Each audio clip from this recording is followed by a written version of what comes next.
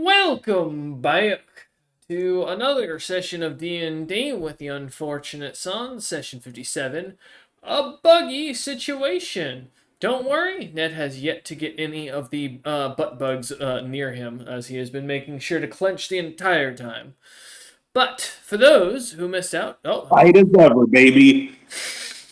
exactly. Thank you, Ned. Uh, All right, I can top that. Yeah, there's the bazinga for you. All right. So last time we left off, the party arrived in the city of Trolls End, a adventure town right on the border of the Toth territory. That is a frontier city ran by a rather powerful merchant and group of adventurers, as the party seemed to kind of perceive as they found everything costing exorbitant amounts, but also the jobs here paying exorbitant amounts. The party found themselves investigating around town, learning a few things, meeting a new member, as good old Ferrum. We'll make sure I have that right. Yes, Ferrum Trahir would join the party proper, getting to check out the city with them as they investigated through, finding some unique El Ugbo worshippers with different symbols, as well as seemingly catching the attention of a few adventurers as they went about their business. However, as the party went around gathering information, they find themselves heading to one of the major guilds in town, asking for maps for the quests themselves, and being kind of stonewalled before finally deciding that they would instead rely on Utval's connections with the town mayor to hopefully get them access to the maps themselves. Unfortunately, as the day went on, the party found themselves eventually returning back to the boat to relax, chill out, and kind of enjoy the evening. Now with not only Ferrum having joined their party, Ferrum's pockets also lined with quite a bit of wealth. The party with a bunch of their quests lined up and figuring out what they wish to do. And overall a town full of cutthroats, adventurers, and well, crazy individuals. Overall, it went peaceful as the session ended with them heading to bed. As we returned, though, we returned the following day in the morning of the 12th of the planting, or April. It is the year 65,005. Weather outside, even in the morning, is already 95 degrees Fahrenheit. Sunny as all hell with no clouds in sight, and humidity already starting the day at a nice 95, as you lot all wake up realizing the temperature never went down outside. It only increased. But as the morning comes, breakfast being served of a simple and effective slab of boar sausage and or bacon, depending on which you're given, as well as a mixture of beans and somewhat caramelized onions and peppers, kind of on a plate. As each of you are fed one after another with the crew, um, Utval kind of seems or sends a message through one of his men to summon you amongst his what the fuck? Sorry, the horn caught my attention. Summons you to come meet with him in his quarters, as you all find yourselves kind of somewhat pushed in that direction, even before being able to finish completely your breakfast. As you're brought up to Utval's chambers, his quarters seemed very simple, though lined with items and weapons from his many misadventures. He seems to kind of eye you all up as he looks over at you, and as kind of step forth into the room, he kind of waits a moment before he speaks and goes, "I hear you used my name for the maps that you requested, but I must apologize. The mayor is not going to allow any maps that are made of the territories out of his possession. You'll have to meet with him personally and deal with the situation on your own. I cannot assist you further."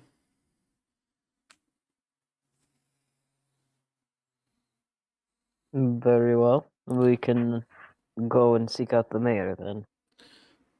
Now, before you go, I did call you in here for something more than just to tell you of this. Of course, I could have just left one of my men to tell you this. The problem is actually the message we got on the world news this morning.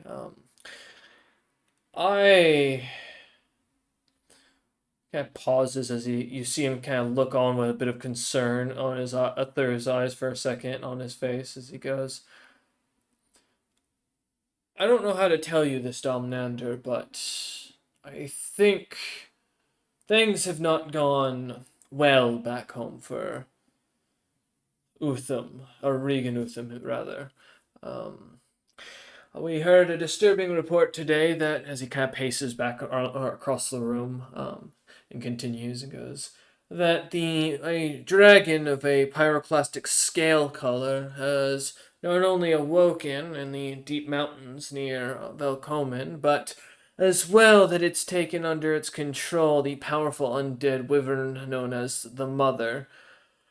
I was sent a courier as well, which we'll get to in a moment, but it seems a plague has been completely unleashed onto Utham's lands. The nations of Greg's Maratom, the Anvil, Zebrul's Hive, and even from what I hear, the Tradesmith's Alliance are coming together to stop this seemingly plague that has been unleashed by this creature, which is the bad news.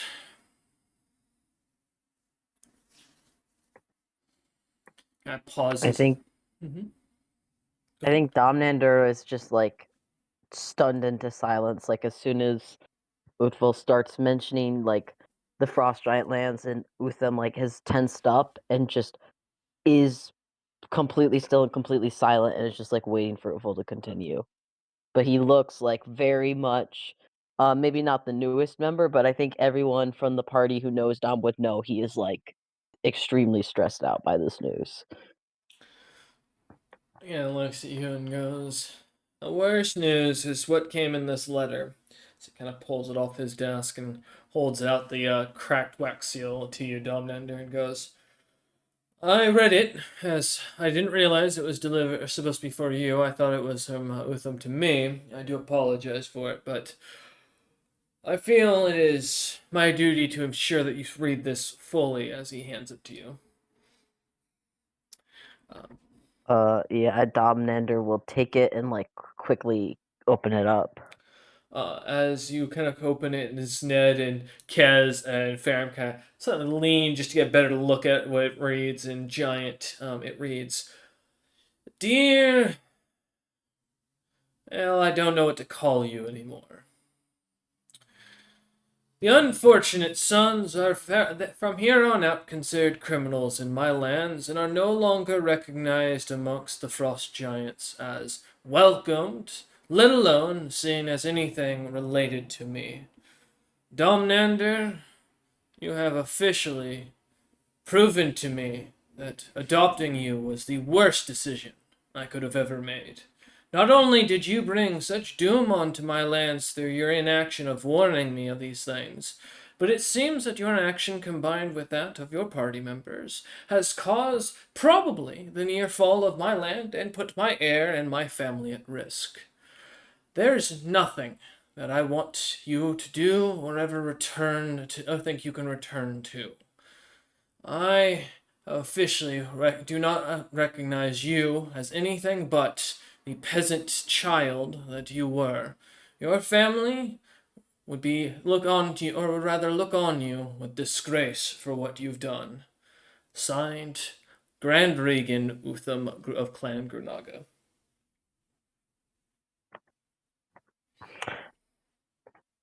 Um, can I make a check Mm-hmm. with calligraphy or whatever to verify Mm-hmm.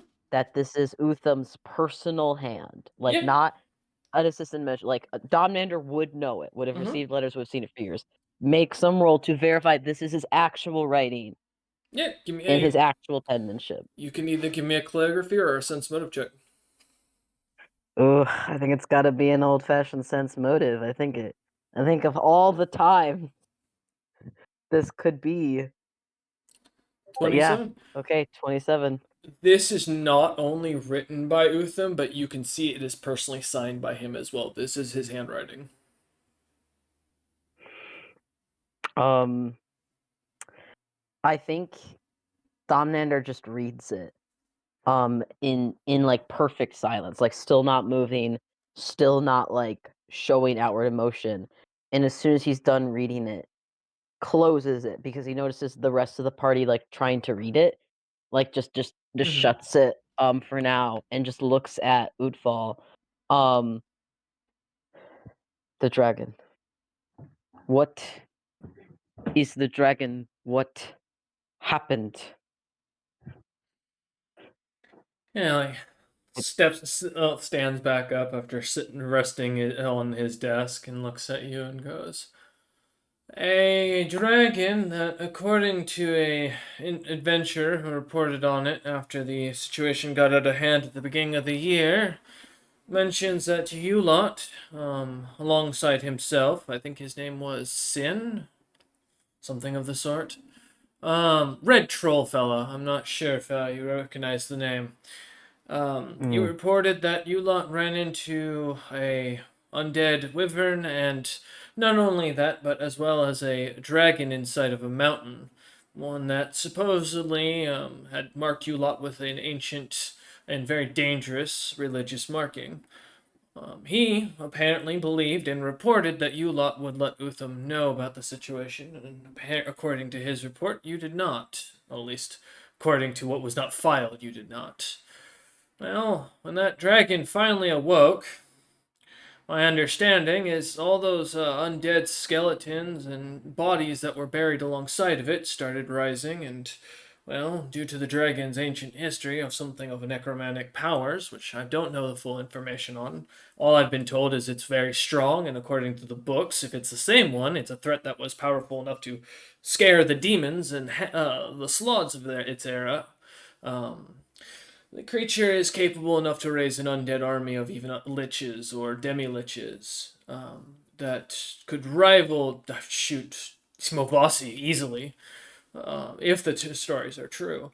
And supposedly, this is what the creature has begun to do, and as many casters and powerful individuals tend to cause, its magical aura is sickening the realm, which is probably what he's referring to when he talks about that plague. Oh, and he kind of stops as he thinks and goes, "Last thing, the reason why they think it's you. Oh, that's right. My apologies. Apparently the dragon's been calling out for the unfortunate sons in Eider, since its rising."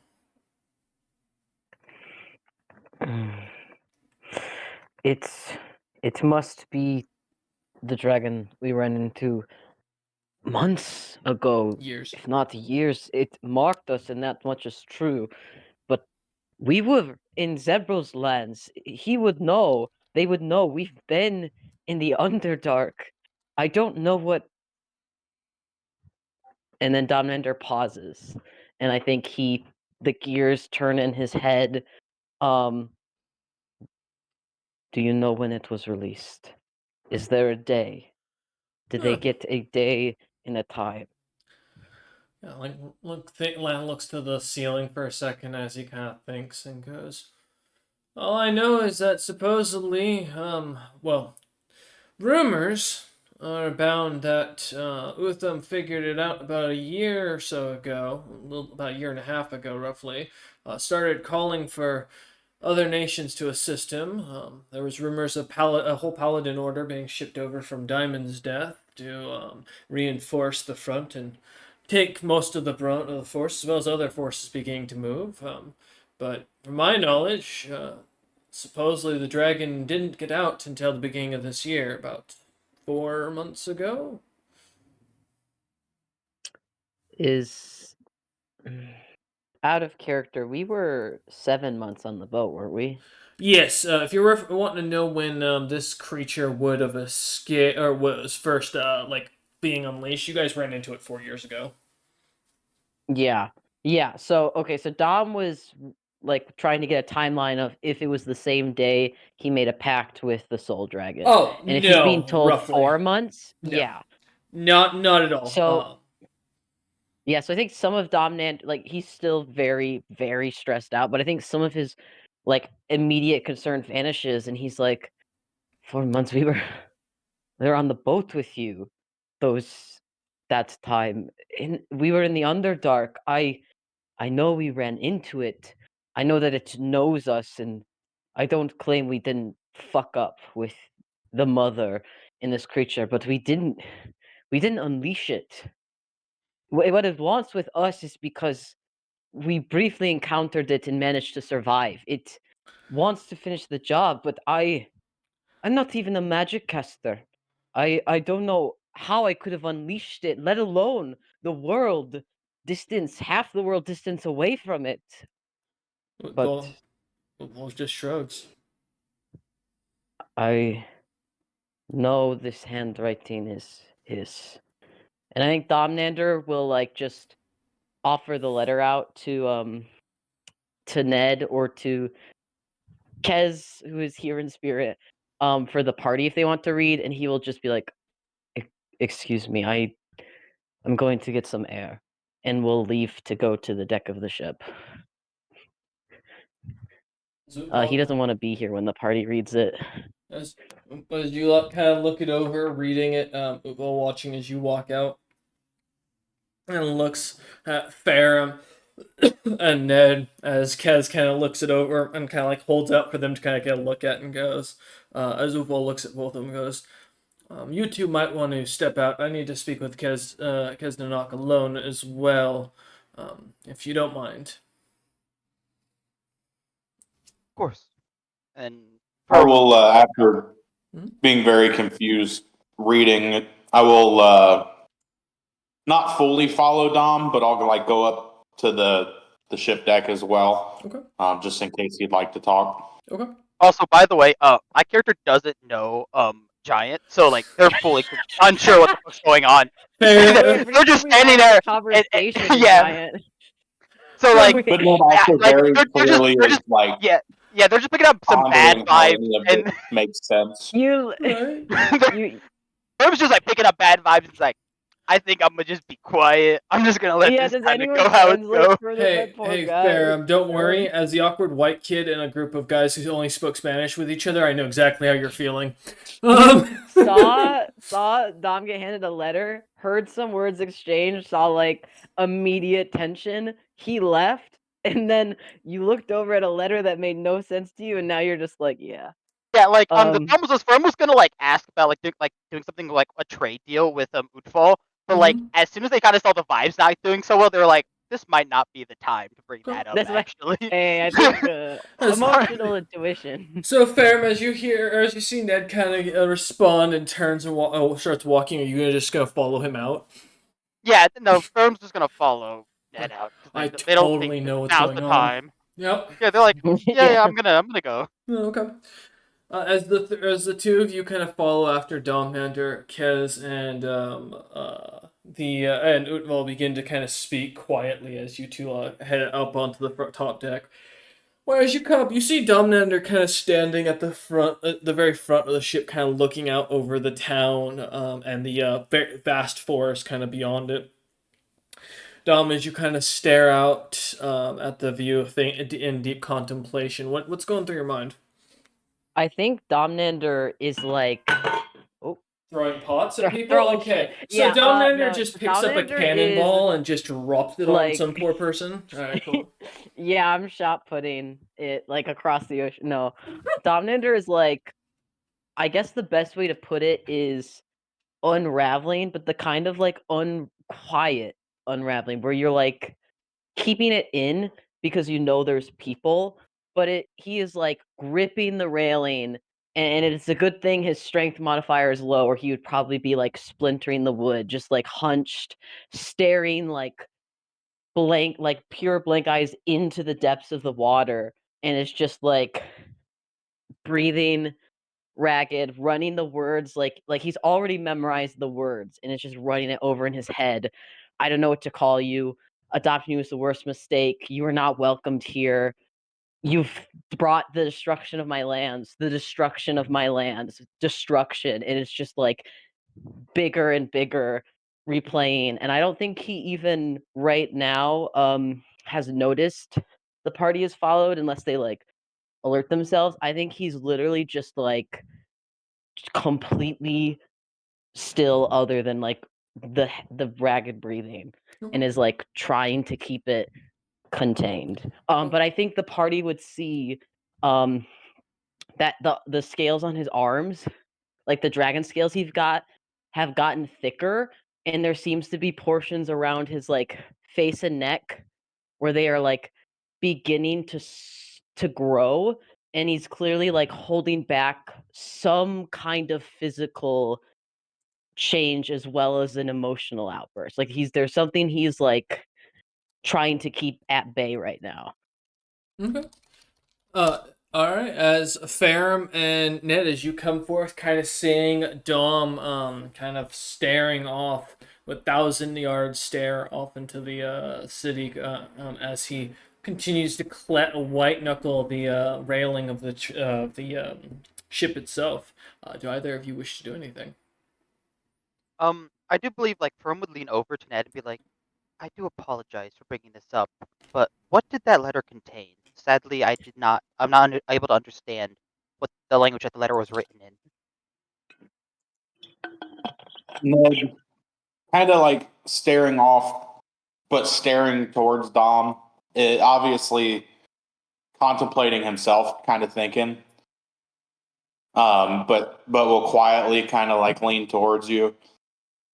Well, probably the strongest political ally and a man that is the closest thing to a father Dom has just renounced us for information that he should know. He knew. It's the reason we had to leave. And Ned just like shakes his head and rubs his forehead a little.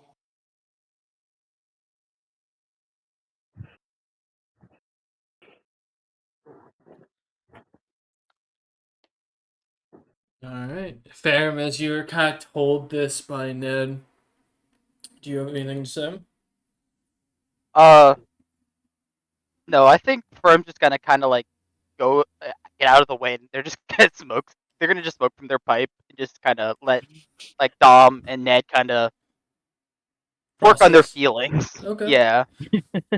As Fam kind of looks at the situation, realizing sometimes the wisest decision is to say nothing at all, takes out his pipe, kind of puts a little bit of brown leaves into it, kind of crumbled them up, and takes a little match and seems to ignite it off of his scales as she. I keep doing that. I apologize. I forgot Farron was a woman.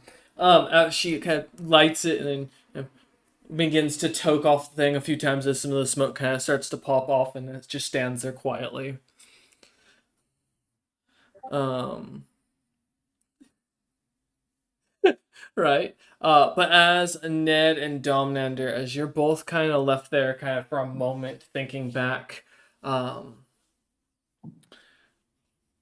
for a moment, as both of you do recall it was never told to Utham about the pyroclastic dragon.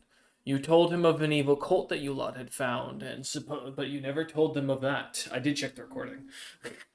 um, Go Out ahead. of character, we did mention the mark of cataclysm, though, right? Because Yes. with So what yeah, Ned that's what said, I'm and saying. we just didn't You mention the mentioned an pyroclastic. Yeah. evil pyroclastic dragon god of some sort, because that was what Eider gave the description of to be described to what was the problem.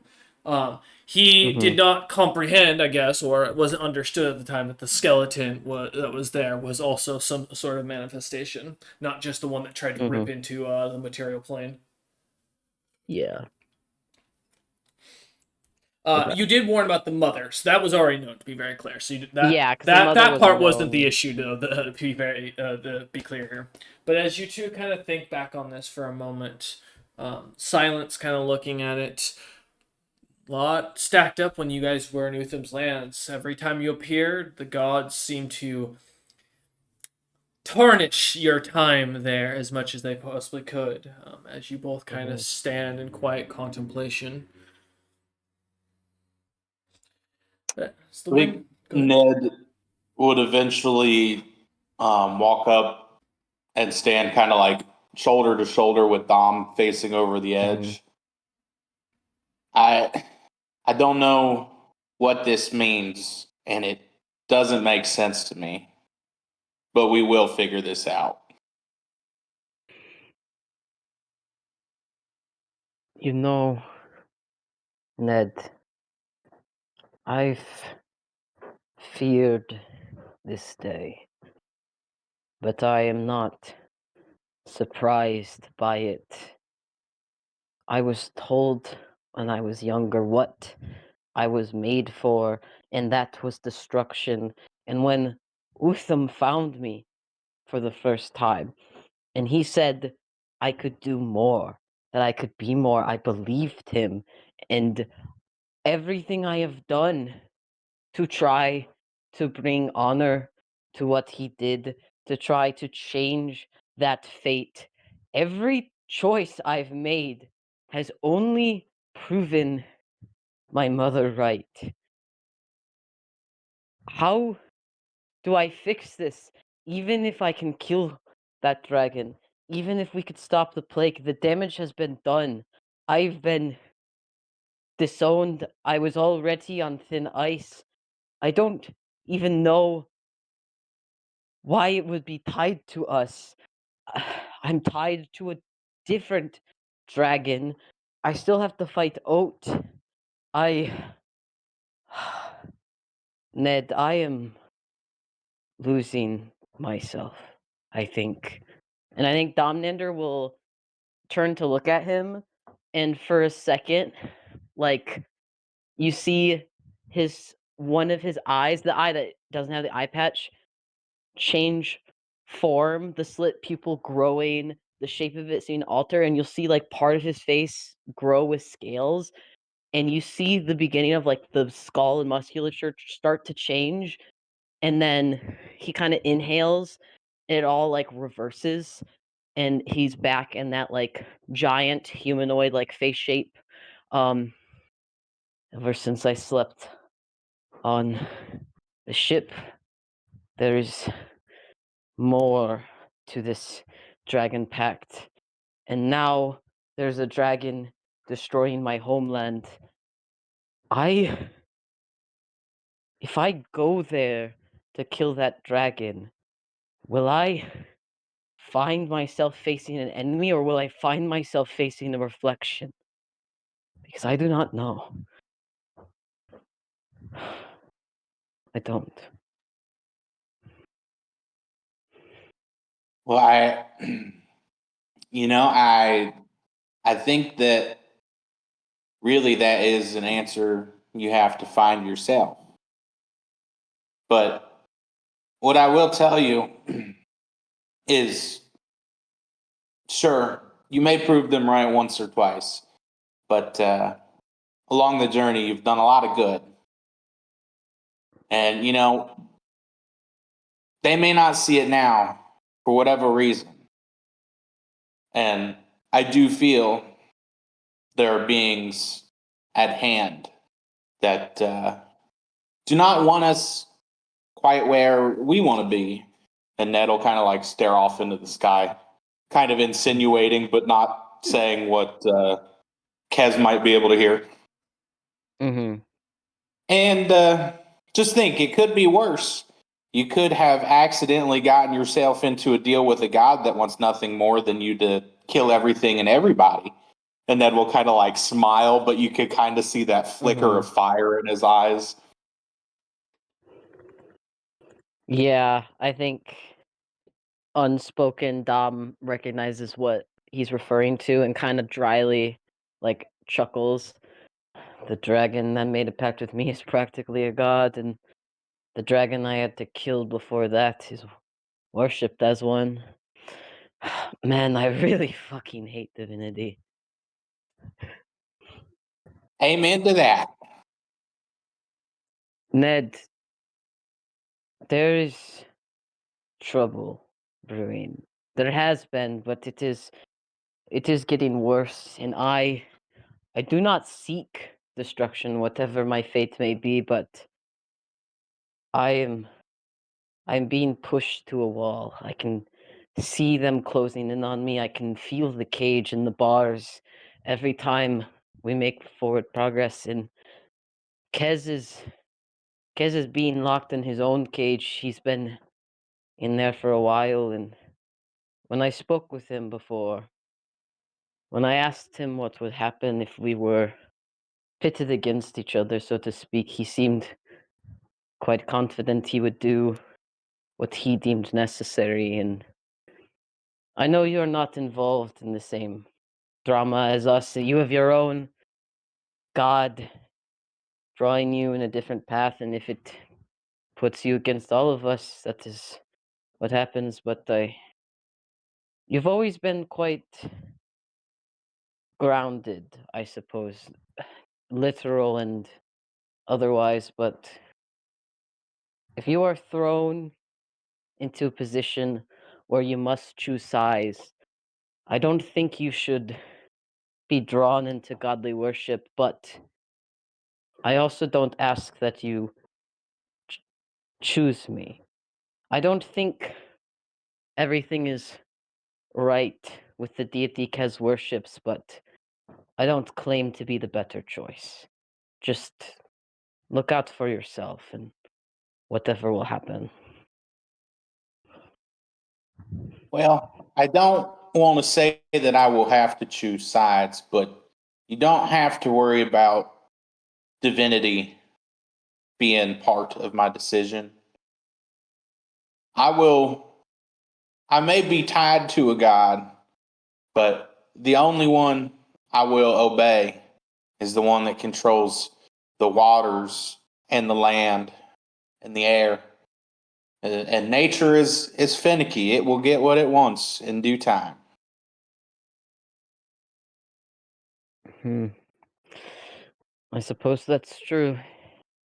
It's sad to say at this point in life, one of the better, calmer, more peaceful stages in my life is when I was traveling alone, half starved in the wilderness, you know. For all the hardship it brought, it was far less painful than all of this. For what it's worth, I loved my time in the wilderness. I don't really care for all these cities and people. Mm.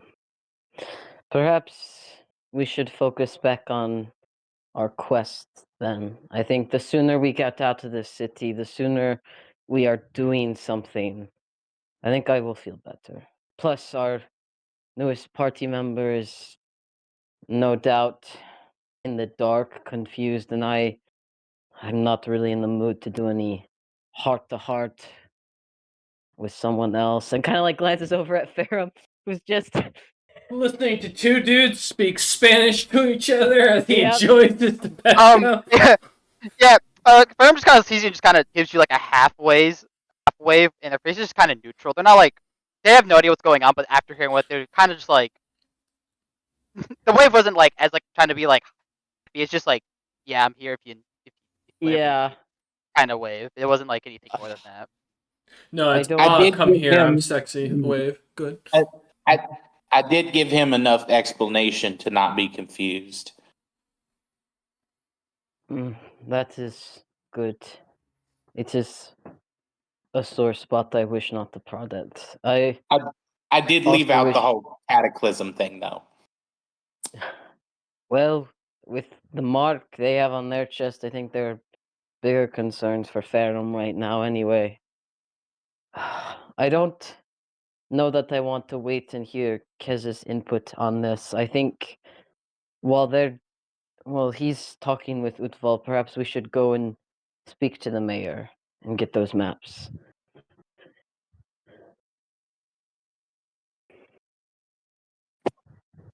We can do that. All right, Adam will like kind of make a gesture Ned, towards Ned like Ferrum. looks back at Ferrum and goes, "I guess we should walk, huh?" Look, are you That saying split you this with. in, are you saying this in Gen or common? I'll say it in common. Okay. would have been really funny if you said it in giant. Right. Look at, just like what? A firm will just nod at that statement. They'll just nod and start following along when you guys start walking. Yeah, I think Dom, look over at Faram. Plan has not changed. The Scorpions remain our priority. We get the maps, we get the info we need for the other quests. If Kesnanak is busy with business, I feel we shouldn't take anything too high level, and like flips through some of the quest, like copies of the quests he has that he took. I also would like to employ your trap building before you head out. If we are able to get something made for the Scorpions, I don't think I fought any up close, but I fought the giant wasp in the past, and I'm sure we can find some kind of book or diagram on their anatomy if you require it. It would definitely help with making a trap if I know more about them. Yeah. Out of character, don't forget the +2 rolls you get. What do I know? think About Thread Crane? No, about the scorpions. If you want to give me a knowledge nature check. Yeah. well, the How plus much 2 did is Ned know for about Green, Scorpions? which would be bug humanoid creatures. So would the scorpions count? We would have to find out if the scorpions count as They like, are their mounts, but I don't know if they actually count. That's a good point. In this case, no. Okay, then yeah. So, I mean, it still could be good to make traps for Thrycreen in case there are any with the Scorpions, despite the report, but That's true. yeah, we Yeah, kind of yeah. want to get the Scorpions. That's true. Sorry, we slept. I can take my temporary intelligence point back.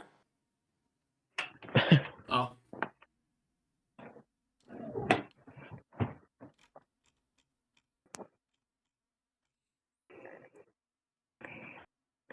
I 18. 18. All right, let's see. Wait, I tapped the wrong one. Oh, shit. That was 24. 24.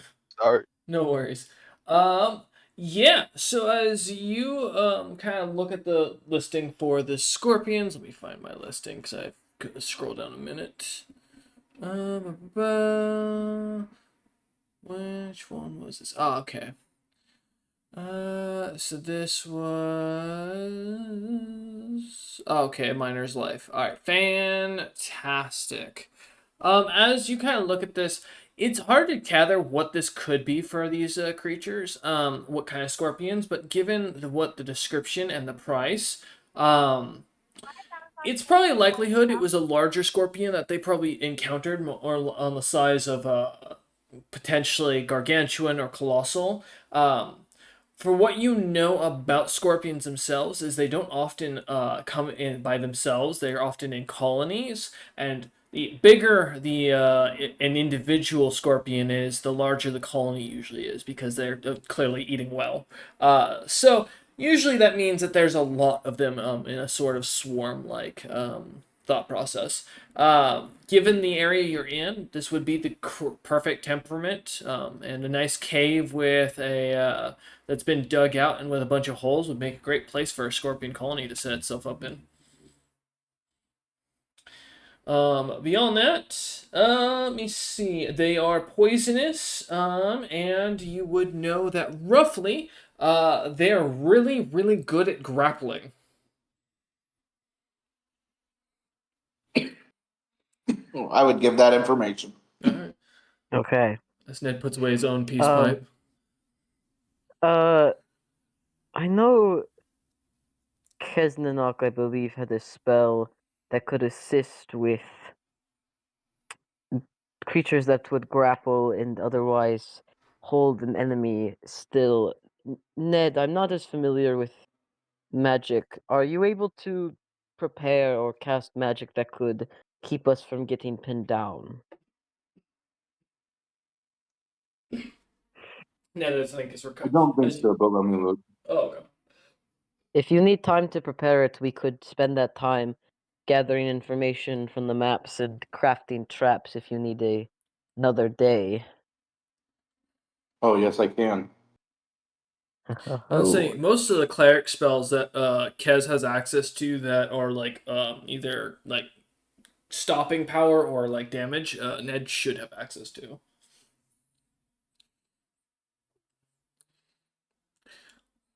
Druids get one of the bigger spell lists, unfortunately, for many cases. Well, yeah, as Yeah, I'm actually able to do the same thing he can, but I would need till tomorrow. Then I think we should get the maps, peruse over them, perhaps try to find more information if there's a library or research outpost of some manner here. And considering Kesnanok is doing business, come back and see what the game plan is. I would prefer to head out sooner, but if we need another day to prepare, I don't want us throwing ourselves out there on a death mission. Even if I would love to punch something right now, and kind of like looks up and sighs. mm-hmm. Like he really just wants to go out there and start punching stuff, but he also knows better. Hey, it makes sense at this point. No, I got you. I got you. All right. Pull up something real quick in the background. As I assume from there, you guys are gonna start heading off. Yeah. Okay. Unless the other party's got something they need from the boat real quick. Nope, Aroma's ready to go. Alright, let me just double check something. Boop, boop, boop. Because I'm looking for my own lore. And I can't remember where I put my notes for this, so give me a second. Scrolling. Wait, nope, I went too far. Where the fuck is it? There we go. Nope, of course I listed it somewhere else. Give me a moment.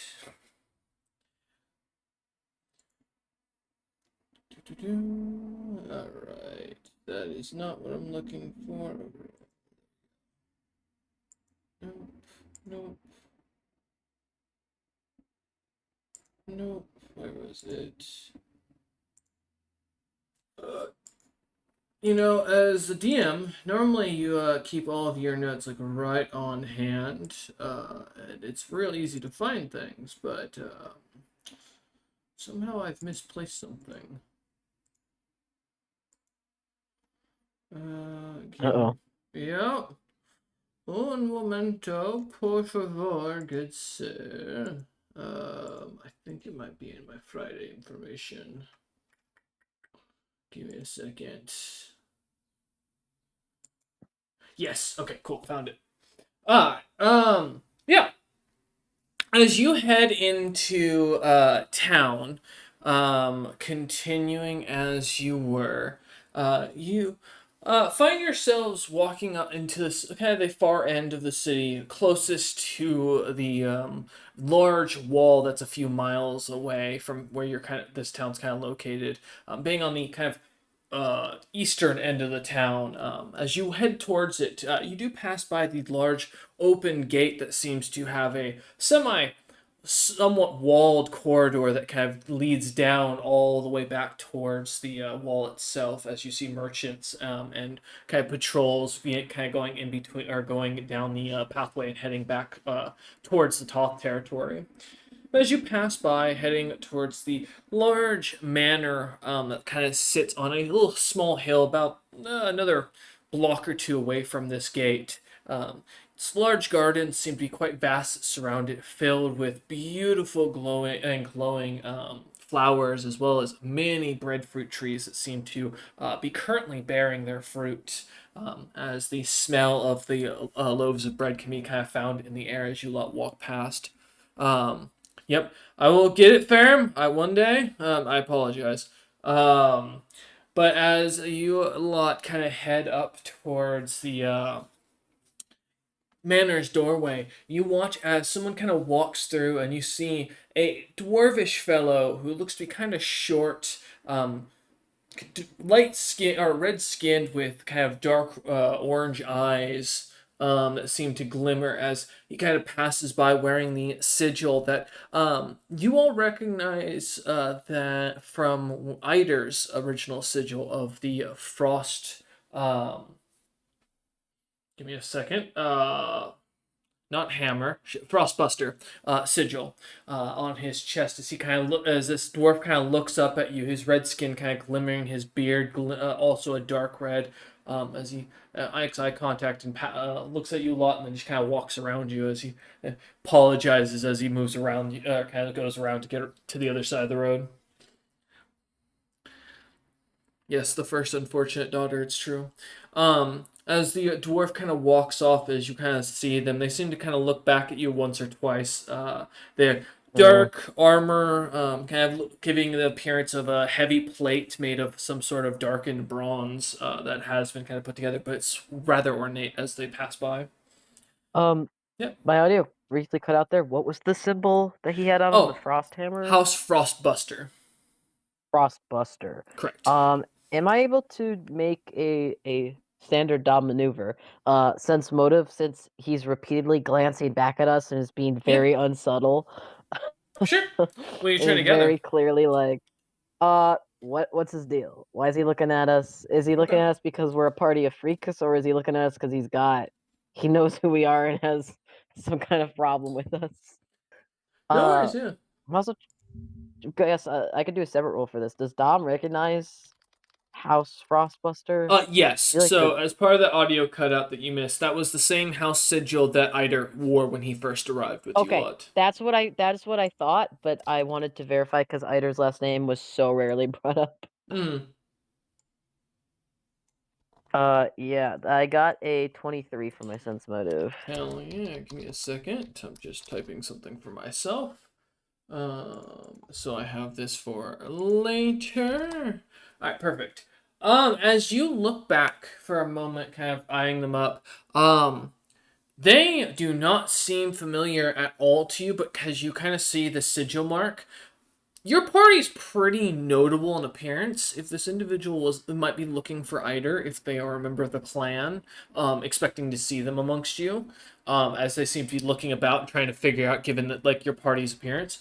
It could also, although as it's hard to tell given their look, that it could be just that your party's kind of filled with a giant blue monkey man. And a half-giant, half-gloom dragon mix. Honestly, Lady Ferrum here is probably the most normal-looking of the bunch of you, and she also is would be also glanced at being the only samurai you've seen in town. Yeah, and Wyvern Kitten also, which I don't know how common that is. Here, not much, but out and about, not uncommon. Given they're not very well loved amongst their own clans, since they're the lowest of the Koboldkin ranks. Yeah. Yeah, I mean, Dom's gonna keep an eye back on the dwarf, but if the dwarf doesn't come up asking about Eider, I don't think Dom Nanner is gonna go out of his way to offer information, because there's a chance that Eider, since he left and was adventuring with us, does not want contact with his party, so I'm not gonna be like, oh yeah, you can go find Eider in the Underdark. But I'll just keep an eye as we're walking towards the mayor and make sure we're not getting followed. Okay. Yeah, as for Ferrum or Ned, do you want to do anything out of curiosity as you see Dom kind of eyeing them up? No, I'm pretty good for the time being. I'm just kind of following them. Okay. All right. Give me a second. I'm just. Ferrum probably wouldn't understand the importance of the symbol and just thinks Dom is beef with a random dwarf. I mean, it's a possibility. Give me a second. There's what I was looking for. Finally. Okay, cool. Knowing how the day has been going, Ned's going to kind of get between Dom and the dwarf. Not like trying to separate necessarily, but just standing kind of in between the two of them. I think just kind of like Dom takes a slow step and then pivots over. Okay. I think Dom's not seeking out a fight, but I think Dom does have that air about him that, like, if he got into a fight, he would not hesitate. So I think that's a very smart decision of Ned to subtly be a blockade because I think Dom is at a point right now where he would just like go for it if Just needed. like, okay. Gotcha. Give me a second. I'm still pulling up my notes for the mayor here real quick. Fun fact, I wrote the entire town out. Totally did not remember to write finish filling out the mayor. I had like one note that says, "Hey, do this." I just Um, realized it as I was talking. Good. are scorpions considered vermin? Mm. Yes, they are. They are. Okay. Yup. All right. There's what I'm looking for. Fantastic. Okay. Yeah. So as you lot kind of head into the mayor or into the manor, you see it's decorated with golden statues mixed with colorium of different artistic events and battles, seemingly depicted of different heroes of old. Each kind of having their own little section amongst either side of the entry hall as you kind of walk down it. As you head down, the office or front receptionist kind of seems to come out of her office, walking over herself, looking to be a koboldkin with simple blue scales that seem to kind of glimmer a little bit under the candlelight as you all look around.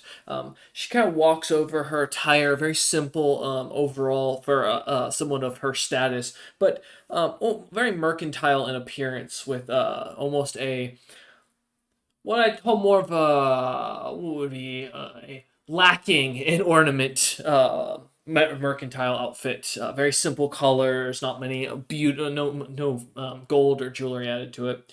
Her glasses kind of sitting long on her nose as they seem to be just gemstones that have been kind of cut at the very tip or tops of them. As she looks over at you walking in, standing about 5'8", she smiles as two of her golden teeth kind of glimmer under the candlelight.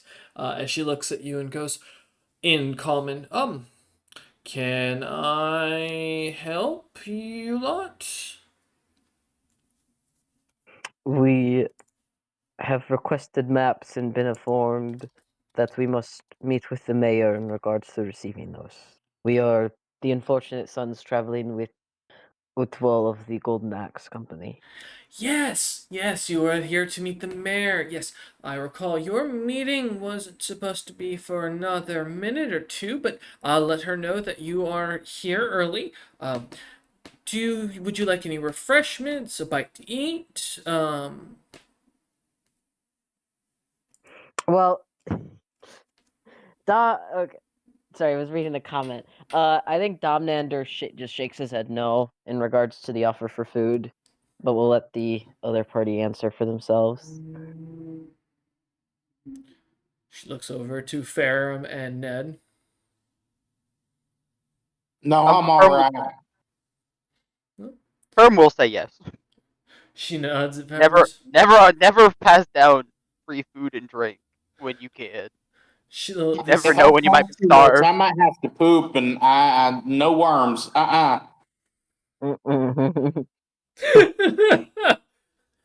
This morning was a traumatic experience for Ned on the ship, as he found that one of the men had unfortunately attracted a few of the butt bugs into the ship.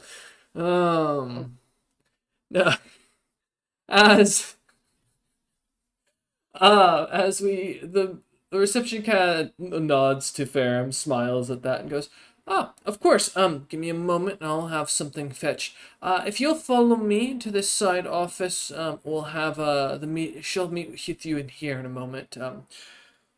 Any requests for music? A book? It might be a second or two before she's available." um, at the mention of a book, I guess that's Dom will like look over. If you have any information on the local fauna in the area, I would like to read about that.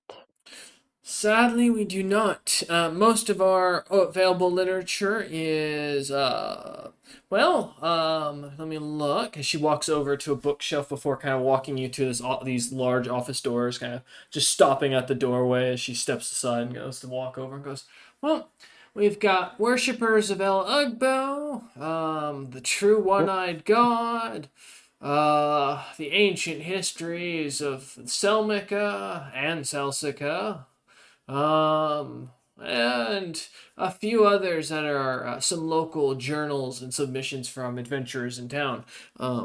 I don't have anything on the local fauna specifically, but I can Hmm. give you something from one of the adventures.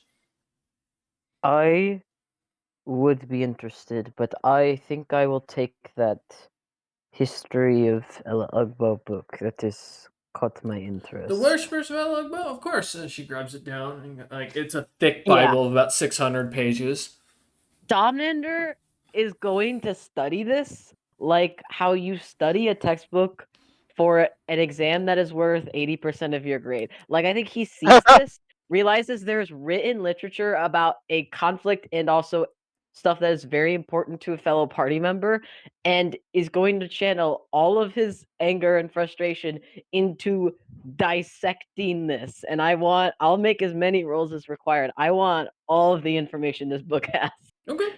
Yeah, as you three kind of walk into the office, as the receptionist kind of leaves you in there, closing the door after a moment, as you find yourselves in with a long table kind of in the center, a small fireplace that's not going, and two large gemstone windows that are kind of propped open, letting in a cool breeze that seems to kind of flow through the town.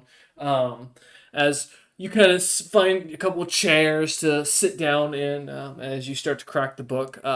Ned and Ferrum, is there anything you'd like to do as Dom starts kind of cracking open this book? There was no more information on like the scorpions they had, right? Correct. Not unless you want to Okay. grab the book of one of the journals from what the adventurers attempt that. Uh, Join me, Ned. It's Read. not guaranteed, but they were said to be local adventurers. So well, then can I go ahead and whip out my Grove of Ugbo book mm-hmm. and start reading that? Yeah. All right, we'll do that, and then what about you, Ferrum? While they're doing that, I was just waiting for her food. okay. All right. He's just hungry. So So hungry. Ned and Domnander, go ahead and each give me a intelligence check, please. Mhm. Domnander, give me a knowledge religion, and That Ned, give me a knowledge nature as well. Go ahead. I rolled a 10 intelligence, which tracks, Uh huh. and a 25 knowledge nature. Fantastic. Okay. Ooh, okay. Hang on, I need to make my second roll, but I got my first one. Oh my god, Dom is rolling like fire. I just had to lose everything that ever mattered to me in life. Uh, Dom found religion. yeah, literally, Dom. um, yeah. So there's my roll. So I got 18 on that intelligence check, and I got a nat 20 for a total of 23 religion. Alright. I am understanding this book on a deep, profound level that I did not know was possible as someone who does not worship. Ferrum as like the receptionist comes back in with a thing of silk blossom tea, and a thing of a crystal moth fillet that's been cooked fully through, and it kind of like sets it down in front of you. It has a nice kind of light sear to it, and it smells slightly of a citrus mixture. It also slightly glows as you look at it, but it smells delicious. As you or as the receptionist kind of sets this down in front of you, and you watch as the two others kind of are sucked into their books, flipping through the pages. Damn, this place is fire. I'm gonna keep eating it. As you enjoy it, waiting. So as 30 minutes kind of passes by, Ned, starting with you, so you're kind of reading through the book. Um, it doesn't really click to you, but as you're reading through, some kind of just going through briskly, checking through the chapters, looking at information that kind of catches your eye, You do notice it reads, "Those who worshipped and served in the grove of El Ugbo believed in the true belief of El Ugbo. Death was a kindness and a gift that should be respected and should be protected, offering innocence the chance to life and healing those we can. Those who serve the true mother of the god of death recognize pacifism as the only true path to enlightenment." And you see beside it is a symbol of the many white hands kind of grasping each other in the shape of a kite shield. Um, Interesting. Domnander, Yep. as you're reading through, your read's a little bit different. Once there were 13 champions, and once we believed in that which was all ours. Death rules and controls the dominion of everything, and all shall bow to us, and none shall succeed us but destruction itself. For we are destruction itself. This book, as you read through it, reads as the sit with the holy symbol of a two dragons on either side, holding an hourglass with what looks to be little soul coins inside of it. The dragons, though, Oh. don't have claws. Instead, their claws are replaced with blackened hands that have bloodied fingertips. They depict Ella Ugbo, as it states as you read further, as the daughter of war and death itself, one who took control and took power from all who were around her.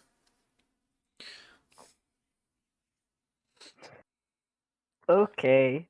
I think since Dom was not there for the reveal in the tome Well, of Dom, Ella Ugbo's origins. before you get your own Oh, realization, let me add for your intelligence score what this clicks for you. Because where Ned didn't click this in character for the DM to explain it, his uh-oh. own player can put this together on his own if he can figure it out. But Dom will click.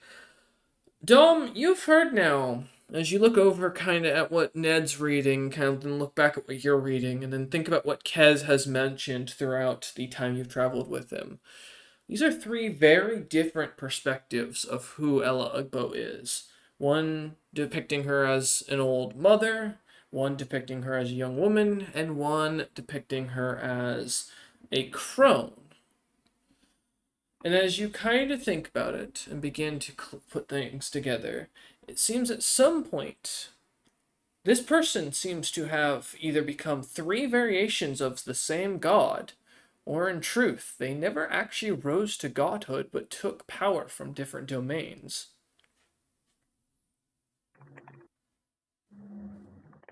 Hmm. I don't know if Dom, being who he is and his connection to religion, realizes the full scope of that, but I think he realizes enough to know that that is an issue, and that is definitely something Kesnanak should be here to read. But I think Dominander also knows, having that thought, that this is probably not news that will be taken well. And I think he looks over at Ned, um, and will say, I think in Giant by default. Sorry, Ferrum, with your steak. This is this is a lot. I don't think this is going to be welcome news, but I think this is news Nanak is going to have to face. Yeah, And kind of Kez points. definitely strikes me as the guy that likes to read less words in a book. Dom Nander will point out the passage that he read of all shall bow to us, none shall succeed us but destruction, as we are destruction itself. And then the two dragons with soul coins. Mm-hmm. And I think he's going to show that to Ned, so Ned can read what he has read and realize the scope of how fucked I will we are. say, Between the two of you, with that, as you look at this, the symbol does look very similar to Kedliz's symbol that was marked upon Eider's neck at one point, as well as some of your own. Ned's just gonna like wide-eyed look over at Dom and mouth, "What the fuck?" Yeah, yeah, I think Dom is just looking back with like there's part of him that is like as horrified and as stressed out. I think there is part of him that is a little like a selfish part that's a little like vindicated as in like he was right, like there's been something wrong with this group, he's had bad feelings, and this is like a religion that has like basically been put on the opposite side of him and what he is and represents, and now he is looking at written proof that states that that is not the case, and that is not a good thing to hear, but at the same time, it's Mhm. like finding out, something you had bad feelings about someone and it turns out they did commit a crime. It's still bad for you. Yep. But at the same time, I think um the symbols we saw on the cultists was the black hands with the bloodied fingers, correct? With the Correct. dragons? Mm-hmm. Yeah, so that is when I look at the dragons, I can make a separate roll for this. Do either of the dragons look like a gloom dragon, and do either look like the pyroclastic, like the one that was a Wilkin? Yeah, give me either a knowledge, nature, or survival check. I believe my survival is higher, but let me take a little look. See, yeah, definitely survival. Oh, another nat 20, so 28. Not only do they look familiar, they look identical to the one that you guys saw that tried to rip open a portal from another plane to kill Eider. Mm. So basically, they're the cataclysm dragon. Yeah. Okay, tentacle. Also, for note taking for reference, for the three symbols now you've confirmed Devella Ugbos. You've seen the dragon one, which we just talked about. Then there is the normal white-handed one that Kez uses, and then now there is the black-handed one with bloodied fingertips that instead of the white-handed, so it's still a kite shield. So, Mm-hmm. Didn't we see one of the in the druid place too? did you? Oh yes, you Thought we saw. might have. Yes, you saw the bloodied fingertipped one, I believe there, or the white Okay, handed one. One of the two. Yeah, I thought maybe it was the bloodied hand, but I couldn't remember. I think it might have been. I do not recall off the top of my head. I'd have to go check my notes. How do you spell Ketlis again? Yeah, no worries. Sorry, it's been so long since I've typed that name down. I was looking at it. Yeah, perfect. Mhm. I was like looking at it, I'm like, that's not correct.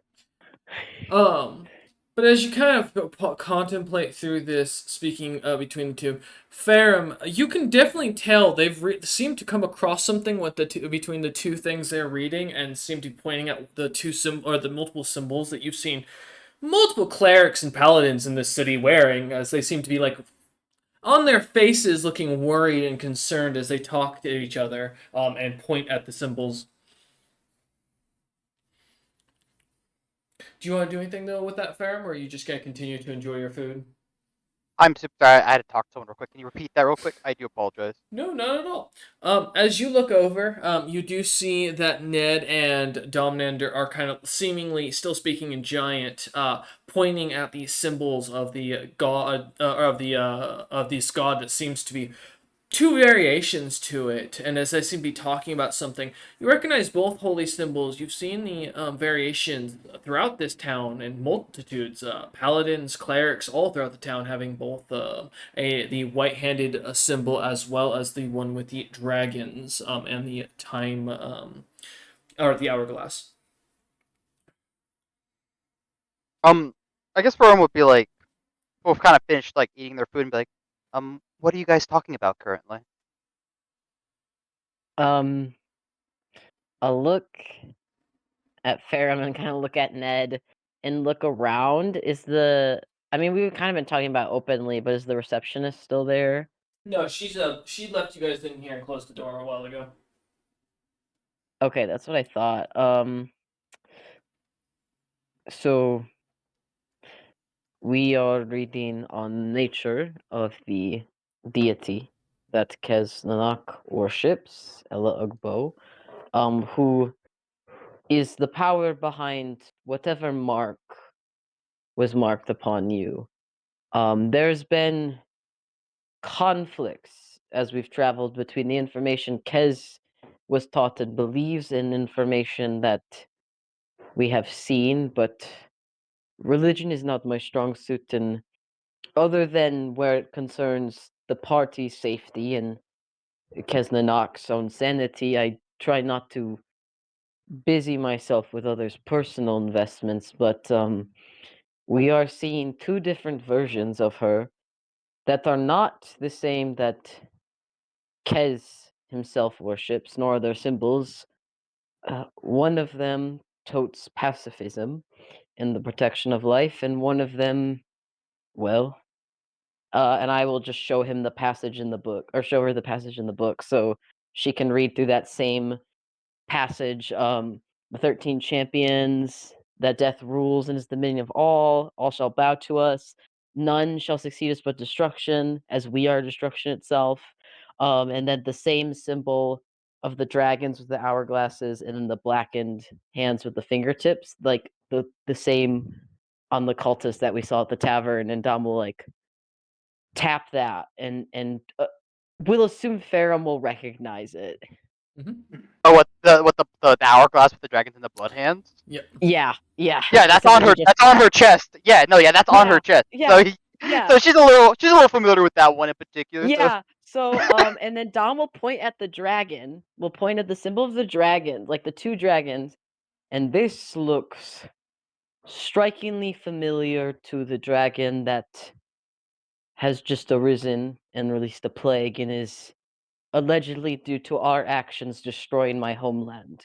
So I will be honest, I am very, very pissed off by this, but I am also not sure what to make of all of this. But it is not good news that there are three versions of a deity. Again, I am no expert, but this to me implies either she is split into three different gods, or that this Ella Ugbo never was a god, but rather three individuals who took separate dominions. what version of Ella Ugbo does Kez follow? If you don't mind me asking, if you do know. I don't know if Dom has fully spoken to Kez on Ella Ugbo, but I'll sketch out with my calligraphy the symbol I will that say Kez has. the symbol is the same that Kez wears is the same one that's in Ned's book. Yeah. The Okay, so pacifist. is that the one that Kez That worships? I thought Kez's was correct. slightly. Well, Oh, no. Kez okay. started out worshiping with that symbol was her as because that was the what he knew her symbol as and was taught her symbol was. So he was raised Mm-hmm. by the pacifist. Now, what he's done with that, we clearly can see was not pacifism. Okay. Yeah, yeah. Fighting all the people we fought, doing all the things we've done. Mm-hmm. So Dom will point at the Grove book with the white hands. Well, he came to us bearing this symbol, and what he's explained with some contradictions and teachings I don't personally understand or follow myself. He has, for the most part, preached about the sanctity of life and death being something sacred, something that protects. I would assume he falls under this. However, a lot that we have heard and seen recently leans perhaps more towards, and he taps like the book in his hand, this. And I don't know if Kez has realized it and does not care, or has not realized it, or what, but there is. He does not seem to follow the true pacifism, but he's not spoken of death as this thing that rules. In fact, the symbol itself, both with the dragons and with the soul coins, would probably offend Kez on a deep, deep level that only those of faith could experience. He would be appalled, but I mean, it is in writing. It is his goddess. Can I Mm-hmm. actually? Can I see who the book is written by? Is there a name credited? There is not. Oh, um, I will need to ask when this book was written. Is there like a date on There it? is Actually, not. okay, just a Yeah, it's the convenient author's like, old ass wouldn't you book. like? It's author. Wouldn't you like to know? Written in, figure it out yourself, kid. Exactly. So Yeah, as yeah. but Just as you kind of partially. like flip through the back and flip to the front, you hear as the door kind of knock on the door, and suddenly as it opens, as as a golden scaled kind of frog-like individual, about 6 feet in height, wearing a suit of solid gold that seems to glimmer with bits of infernal silk that kind of highlights it, and walks in. Their skin is slightly less slimy and more scaled looking, as you kind of notice, almost a mix between dragon and toad. As they walk in and kind of take a seat, their eyes glimmering with gold as well as they smile and go, um, my apologies. My name is Lady Avarita. You may call me the Mayor of Troll's End or whatever you have. I do apologize if you've never met Nerfim before. I'm from the Closen territories. Now, with the introduction slightly out of the way, I already do know who you are, so let's get down to brass tacks as my time is very limited, as she speaks in common. Goes, Mhm. how may I be of assistance today?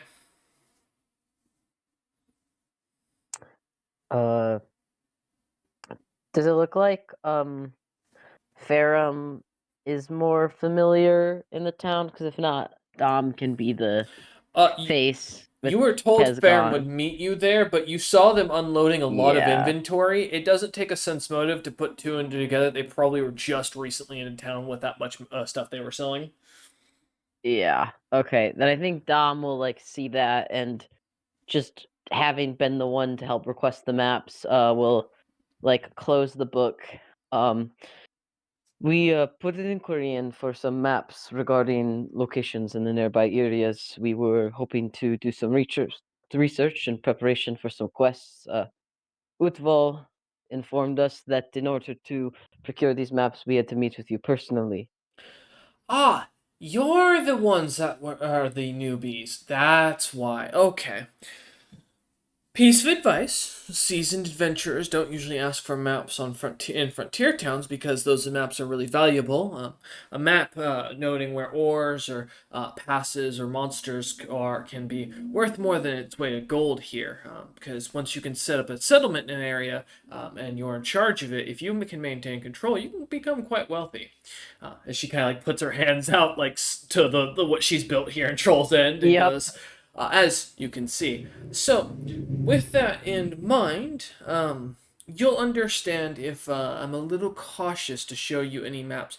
I can, if you are looking to buy a world map or a map of the continent, I can definitely provide that and point out where you're going for any of the quests I've been informed of. But the location maps are going to cost quite a lot. I believe you don't look like, as she kind of eyes up the between the three of you, the Hmm. wealthy type, if you don't mind my saying, and I don't think you could afford it.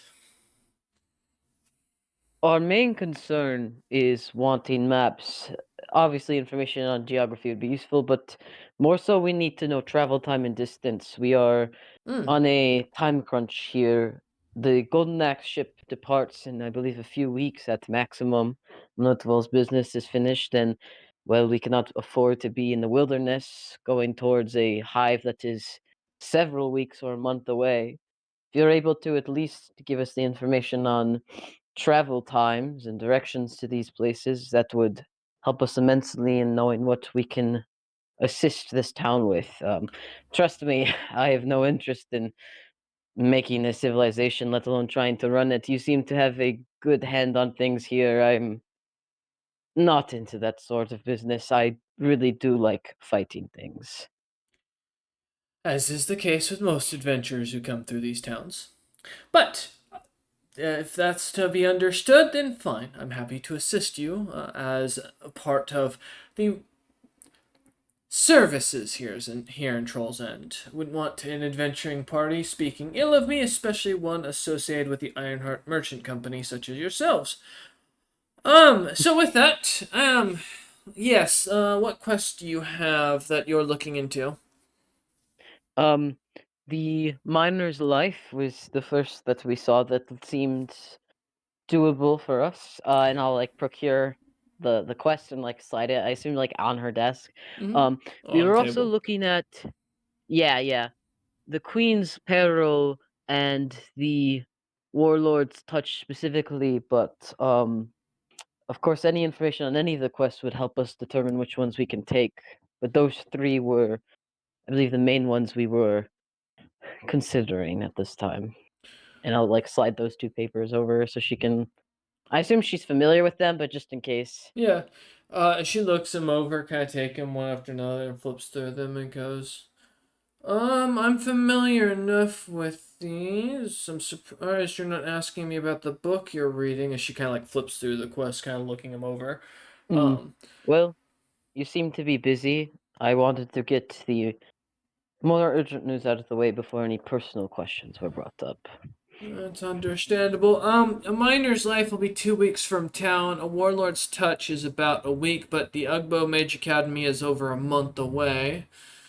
Um, and then Queen's Peril. That's about a week and a half's march from here by foot. And she kind of like pulls out one of the world maps up from one of the kind of mini shelves behind her the tables and sets it on the table and starts pointing to the locations on the map. Um, and she kind of shows each of them and goes, I would be careful with each of these. Other adventurers are going to be out there, so it's not just the fear of the swarming monsters, but also many of the individuals who are also hunting the same quest. I believe I saw a few of them when visiting the tavern not too long ago, or the guild not too long ago. If I may be frank, she kind of looks between the three of you and goes, if this is your party, my advice is to pack up and leave as soon as possible. You're too weak to survive in these territories. You're also going to draw interest due to your uniqueness and the value of your hides as slaves. And I'm going to be honest, I would slightly feel bad to watch you be sold as slaves. So, if you're going to go do anything in town or go out and about, be careful and watch your back, as those here will not show you any pity. When she says watch your back, Ned kind of like hands over butt. Immediately, yep, got you. Yeah, Grasp. back, not back end. um, I think Dom will like nod. Um, understood. Your warning is appreciated. Um, I do have questions on this book, since you clearly noted. I do not see an author and a date of writing on this. Do That's you know that correct. information? I do. I was there when it was written. Mm. If you do not mind departing information, or perhaps, of course, being paid for such information, this matter refers to a friend of mine who is dealing with business and could not attend with us. If you're not able to share it, I understand, but likely a chance he might attempt to come and gain it anyway. It is, well, it is of his faith, so I'm sure you imagine how that is. Couldn't tell you. I've only ever believed in money and the value of it. Hmm. I like There's this a lady. lot Knows what's more, up. yeah, go ahead. Uh, Good. Oh no, I was just saying. Prim likes Oh, this okay. lady. She knows what Oh, she knows what's up. yep.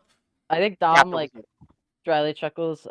I agree. Seems money and economy is less fickle than most divinities. But again, I'm just attempting to get information in regards to assisting him. If you wish to I don't know put. the writer of the book, it was a woman by the name of Mitra, the White Hand, although she was at the Mm, time known as the Black Hand of Orcusai.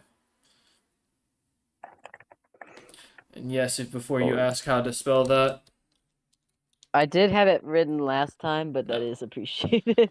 Uh, as she kind of looks at you and goes, "It was written in the clouded age, as you all would call it, and was, well, penned at a unique time." Mm. When she says we would be called, you would call it the clouded age. That seems weird. Can I do like a sense motive on that or something? Like, is she Sure. just saying that in terms of like a language barrier, or is this implying she is like quite old or not what she seems? Yeah, go ahead. Yeah, just like Give me a because sense that motive. exact wording on it seemed like I think would strike Dom as like, well, wouldn't you also refer to it as the clouded age? Mm-hmm. Uh, oh my God, another nat 20, so that's a 34 Those sense dice motive. tonight. Yeah, it's Um, only because Dom is so angry.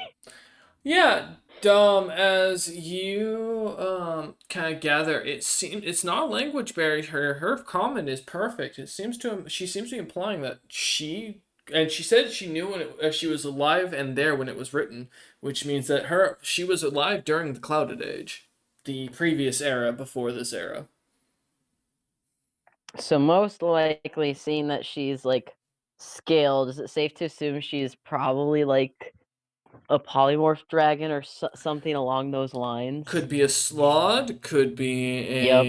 a something else, could be a demon disguised, could be a hag, could be a beast folk, a fae, who knows. Given Okay. what the individual is, if they're that old, you'd gather them to be a lot more powerful and not worth probably questioning for your own safety. Yep. No, I think Dom 100% makes personal note of this, jots that down. Like the gears are turning in his head, and upon finding that information, is like, oh, good. I know not to ask about that. And he will just nod, um, and uh set the book down. Well, I assume this is the only copy you have, so I will return this to you. But I thank you No, for the information. I have a few more. If Mm, you'd like to take it with you, feel free. mm, that is quite helpful. And he will like carefully pocket it into his bag of holding. And I'll regard the party to give everyone one last chance to make any requests. But I think Dom believes business is finished here. Farum or Ned? No, Ferrum is good. Okay. Kind of finishing up the Um, last of the fillet. I'm really staring at Ned, and I'm like mentally channeling that he doesn't say something that's gonna upset her, knowing now that she's something ancient and powerful. well, now that you said it, he has to do it. All right, Ned. Yeah, do you have I'm anything? good to go. You good to go? All right. Okay. Okay. I believe that is all that we needed in this meeting. Unless you had something you needed to request of us, we are happy to take our leave. And why I think it'd be best, you lot are a little young still to be taking on jobs for me. But I will tell you this, Domnander. You have a bright future ahead of you once you figure out how to get out of your own way. Now there's some free advice from a lady who's lived a long time. As she kind of I gives a light bow. cannot disagree with you, lady. And Dom will do like kind of a more courtly move that he hasn't put on in a while, where he like does the bow of like arm like on his chest and like does like a half waist like bow rather than just like a head bow. And just knows, despite his frustrations, that or I think doesn't know, hopes that she's right, that he has a bright future. But obviously does not fully feel that sentiment with his current mood. Mm-hmm. Ned, as Good. he's headed out of the office, goes, "It was nice to meet you. I'd shake your hand, but butt worms." Like make his way out the door. Clenching still. And then what Ned didn't know secretly is as that door closed, she turned into an evil villain, laughing maniacally as a buttworm twirled around her finger and like started Yeah, whispering evil with nothings into her he ear. controls the butt worm. She like starts stroking one like a cat on her desk. Dr. Evil. Oh my god, there's a character I need to add later, the buttworm wizard. You know how like medieval like healers would have like bloodletting leeches? You just have an evil one who's got butt worm. Oh god. Yeah, as you kind of close the door behind you, the receptionist kind of walks you lot up to the front door and kind of escorts you out as you lot leave. Um, as you head down the main walkway, kind of heading back into town. Sorry, Farron, were you trying to say something? I didn't say anything. Oh, my apologies. I thought you You're did. good. As You you said lot something telepathically. It's true. As you lot kind of head in back into the town, are you going anywhere in particular now that you've gathered this information, or are you heading back to the Um, ship, or what's the plan? Out of character, do we still want to try to look for a library to get more info on the scorpions? Okay, well, hold on. How? So I don't remember all of the times for each quest. What are the travel times? The Just need to time? look. Yeah. So it was I mean DM can interrupt me, but I had written down 2 weeks for the miner's life, which is the scorpion quest. Okay. 1 week for the warlord, but a month for the university that's involved in that quest, which was the Hmm. the thing Kez was interested in. Right. And the Queen's Peril was a week and a half on foot, but this does all imply like on foot travel, I Correct. believe, Yes. and not potentially like airship or cart or any other means of getting through the area. And I would need to check. Well, we would need to check with like Ophal, but he I said a was gonna few say, yeah. weeks, Yeah, I so was I like, don't like, know. yeah.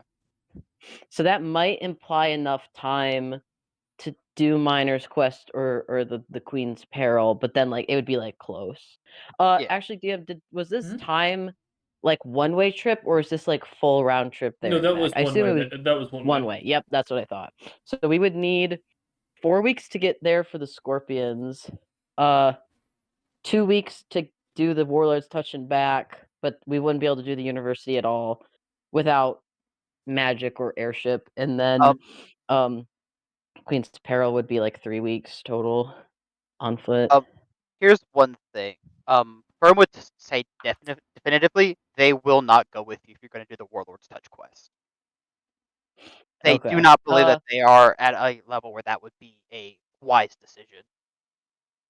Um I do have to agree, though I'm curious about the university.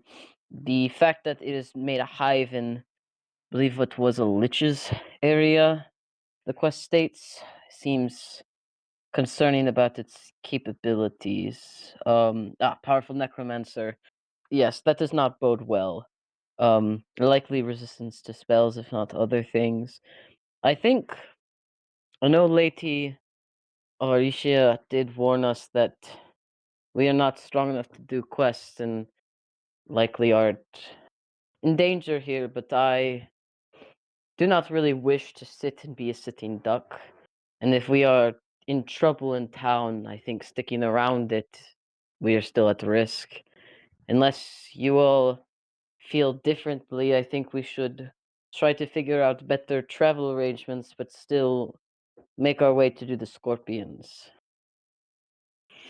I Killing at least still, one of them will set us on a good path financially once we get to the Movasi lands. I still think it is wise to get a proper time frame from Utval before we decide anything as far as what quests to take. Oh, of course. I figured we would keep an eye for a library on our way back to the boat, speak to Utvol about hard time departure, and then speak about, if not him, with someone about the potential airship or other transportation, a cart of some kind. We could do this by foot, but it would be difficult. And I'm assuming, Ferrum, you are like Kez in that you have no way to fly.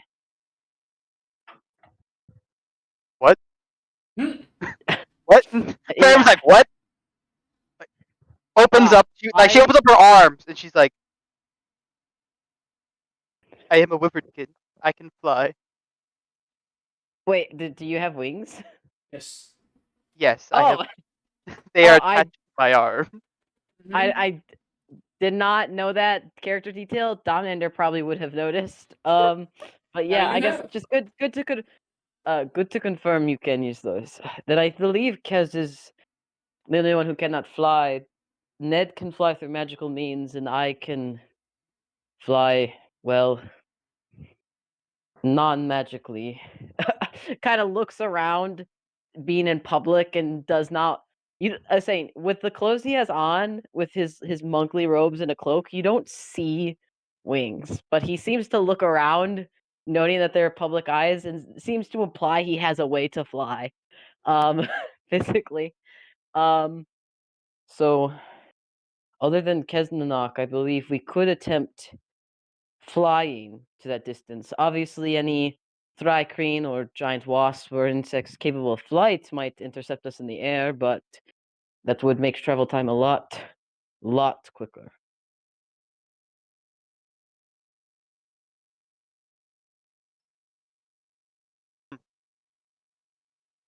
But would that not imply that we would have to leave Kez behind? Is that something you think would be wise? Well, I would not like to. Kesnanak would be quite helpful in this combat, being a healer, and we are dealing with creatures with venom and poison. But I don't think we verified if Kez had even healed himself of his addiction yet this morning. I was given rather big news before we spoke amongst ourselves. Plus, this is an adventurous town. There's no guarantee there isn't an item we can purchase that would give flight or some kind of mount for sale. I think we should consider our options, but it's not out of the realm of possibility. But it's not my intention to abandon a party member. Of course not. Let us keep looking for the library as we make our way back to the ship, and we can kind of think upon what we want to do as far as if Yeah. we bring Kez or not. And then Dom will look at Ned. If you have a way to also summon an eagle for Kez, I suppose let us know. But if not, perhaps you could give us input on any potential mounts you might see. I think you would be best at handling an animal if we come across one. Oh, I can just turn into an owl. What? Oh, I suppose that I forget you could do that, Ned. I don't see you turn into things that often. Are you able to summon an eagle for Kez and become an owl, or the two mutually exclusive? Uh, I should be able to. Perfect. Then that would likely solve most of our issues, so long as the spell will hold. But Kez is quite a bit heavier than I am. So that might be a problem. Let us look for the library and speak as we walk. Um, out of character. Hey, stepping out of character for a second. I don't know because Kez is not here with us. Is it a situation where Kez the character can still be with us, but like won't be in combat, or will Kez be left behind, Oh, like Kez is basically off no doing matter will be what? off doing his own thing. He's got his own downtime actions he's gonna have. Okay, Okay. so out of character, obviously still good. Our characters are talking this in character. Out of character, I think as long as you and Ned can fly, I think we're good. I think Yeah. I don't think we don't have to worry about like even dragging Kez with us, because I think Kez is just like not able to come with us. Obviously, in character, we don't know that, but Yeah, he's dealing with his goddess and his drug addiction. You know, he's going yeah, through a we're lot, right? gonna assuming everything goes okay. We're gonna be dropping a big bomb on Kez next session, but that's after the Scorpion. So Oh, yeah, hey, I think Kez, we should look. yeah, it's like, hey, Kez, I know you just got over your addiction and your god has the whole thing, but also I just been disowned and now we're criminals. So hey, And now we're criminals, and also I have worse news about your god. Your god's evil, it turns out, and she's your split into god. three. Yeah, split into three.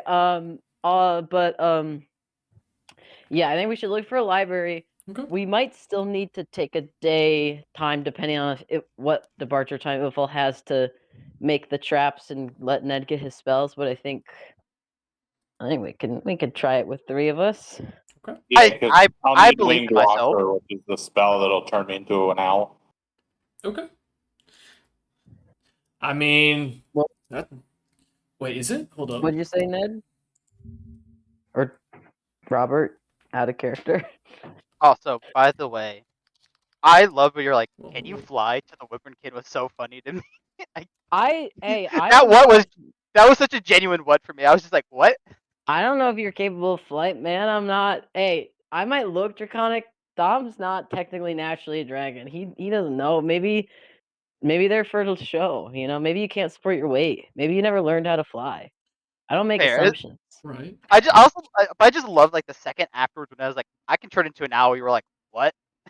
Right. Ned, I don't out of oh what is the what's the spell you're using to turn yourself into an owl? Out of curiosity. Called Winged Watcher. Watcher. Okay. It's the spell's called "I turn into an owl." Right. the spell's called Who Casted This?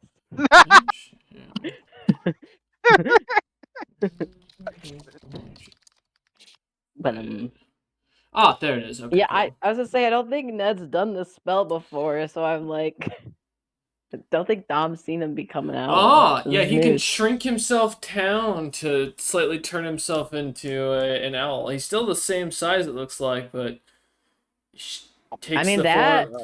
He's just a I think that giant even owl. means if he shrinks down in weight, if his flight speed is less than Dom's, I think Dom could like carry No, him along in the air. everything is owl. The only thing different between him and a normal owl is that he is not the same size as it. He also retains his Yeah. intelligence. Yes. Oh, and if I go and purchase more of those invisibility things, we wouldn't even need to worry fully. Obviously, it depends on the duration about being spotted in the air. Because I think out of character, I'm very concerned about adventurers or like flying Thrycrane trying to shoot us down. But if we're invisible in air, Mm-hmm. that would do us unless we run into things that could see invisibility. But in that case, we were fucked to begin with.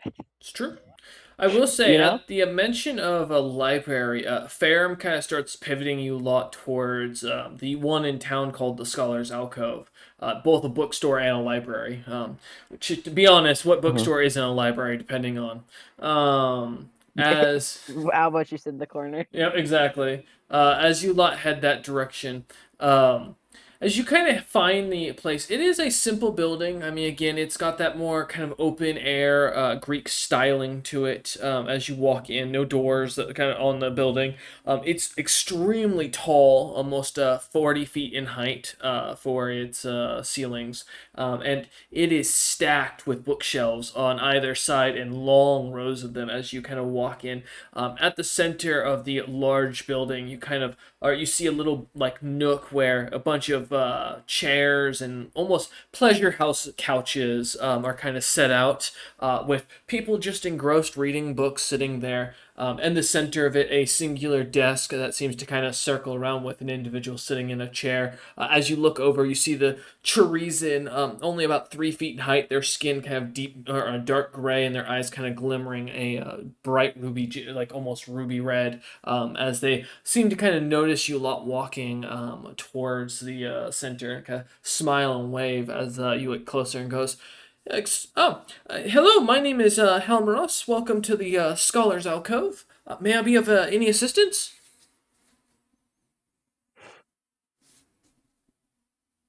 Uh,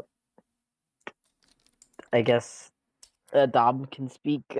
uh, yes, we are looking for books on the local fauna of the area. More specifically, we are interested in scorpions and Mm-hmm. their habits, living situations. Biology is more of what we would like.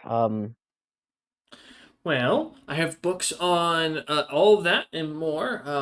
As he kind of gets up off his chair and climbs over his desk, coming over it with you to guide you, taking down one of the book hallways. Lined either side, you just see these thick leather-bound books that kind of vary in size and shape as he walks you through. As he comes to an end, he kind of looks up at a bookshelf that's you can see little bug parts kind of sticking out of some of the books. Some of them being made clearly from the carapace of a thrycreen, and he kind of taps it and goes, "These are all of our local flora and fauna. The one you're looking for," as he kind of like climbs the shelf up about good halfway up, kind of disappearing from eyesight almost as he climbs up this vast, tall as hell bookshelf, and it grabs a thick book about you'd guess almost 500 pages worth of or in size, and it is almost as tall and wide as he is as he kind of starts to shimmy his way back down with it and hands it to you and blows off the dust and goes, and this is the local trolls and guide to scorpions and other poisonous fauna. How much would it be to purchase this? Well, that will cost you around 2 million gold pieces right now. If you would like to just read it in the center, though, you're welcome to do so. I would. And Dom will take the book to do some reading, and I'll same with like taking notes on the El Ugbo book. Dom will like take out parchment in his calligraphy set and will like be jotting down notes. Oh, Ned and Farum, is there anything you'd like to look at while you're here? Well, since Dom is reading the book on scorpions, Ned curiously, you got any books on Ella Ugbo? Oh, yes, I've got quite a selection of them. Uh-oh. Are you looking for pre-clouded age, clouded age, or first age? Does Dom happen to hear this? Yeah, not only about like 10 feet behind, having walked away, still kind of within earshot, yeah. Ask about all of them.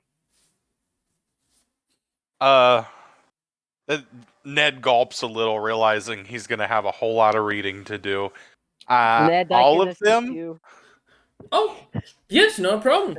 Follow me. We're going to need to get a rather large something to carry all of this. Let me see if we have any wagons available for you to drag around. Oh no. Have fun, Ned. We'll see you in 4 or 5 business years. I will help you in a second. I'm just doing a quick reading. As Elmeros kind of looks, kind of shouts for one of her couriers to kind of run off and grab one of the small little like pole wagons, and looks over at Farum and goes, "Can I help anything with you, young lady?" I am fine. I will just peruse and find something to read while my colleagues. Crap building Ned, 101. Ned will Yes, out we're to her. Dom is be so like- right. Yes. Go. Grab Can you find something on primal wood weapon working? Primal weapon making. I'll look into it. Let me see if I have anything in our magic section or crafting sections. As the courier comes running over with this rather wide-looking wagon shelf, and it is already stacked with what looks to be about 12 books that are at least 1,000 pages each, and they are thick and long, and wide. As the kind of wagon's handed over to Ned, and it weighs about 500 pounds on its own with the amount of books. As you look at this thing, it is stacked up about 12 feet in height, and is filled with almost 3 full towers of these books on this religion. I think maybe Kez should read some of these too. Well, I don't plan to purchase all of those given the price of the one book, but we are more than welcome to take Kez back here before we leave. Elmeros kind of stops looking at the books that have been kind of like handed off to Ned and looks back at you, Domnander, and goes, "Oh, that collection right there, that'll be around 240 billion gold pieces altogether." Dom just looks at Ned. Like point. They're one of a kind. You can't find half of those anymore. I had to steal some of them from the Pope himself of one of the religions. Tom, I think, raises a brow at that. Yes, I understand their value. If the one interested in this wishes to find a way to pay it out of pocket, more happy to give you patronage. But as the party's accountant, I cannot approve of that purchase of all I of do them. have would like an answer if you have it. You said one of the religions. How many religions does Ella Ugbo have? To my knowledge, 3.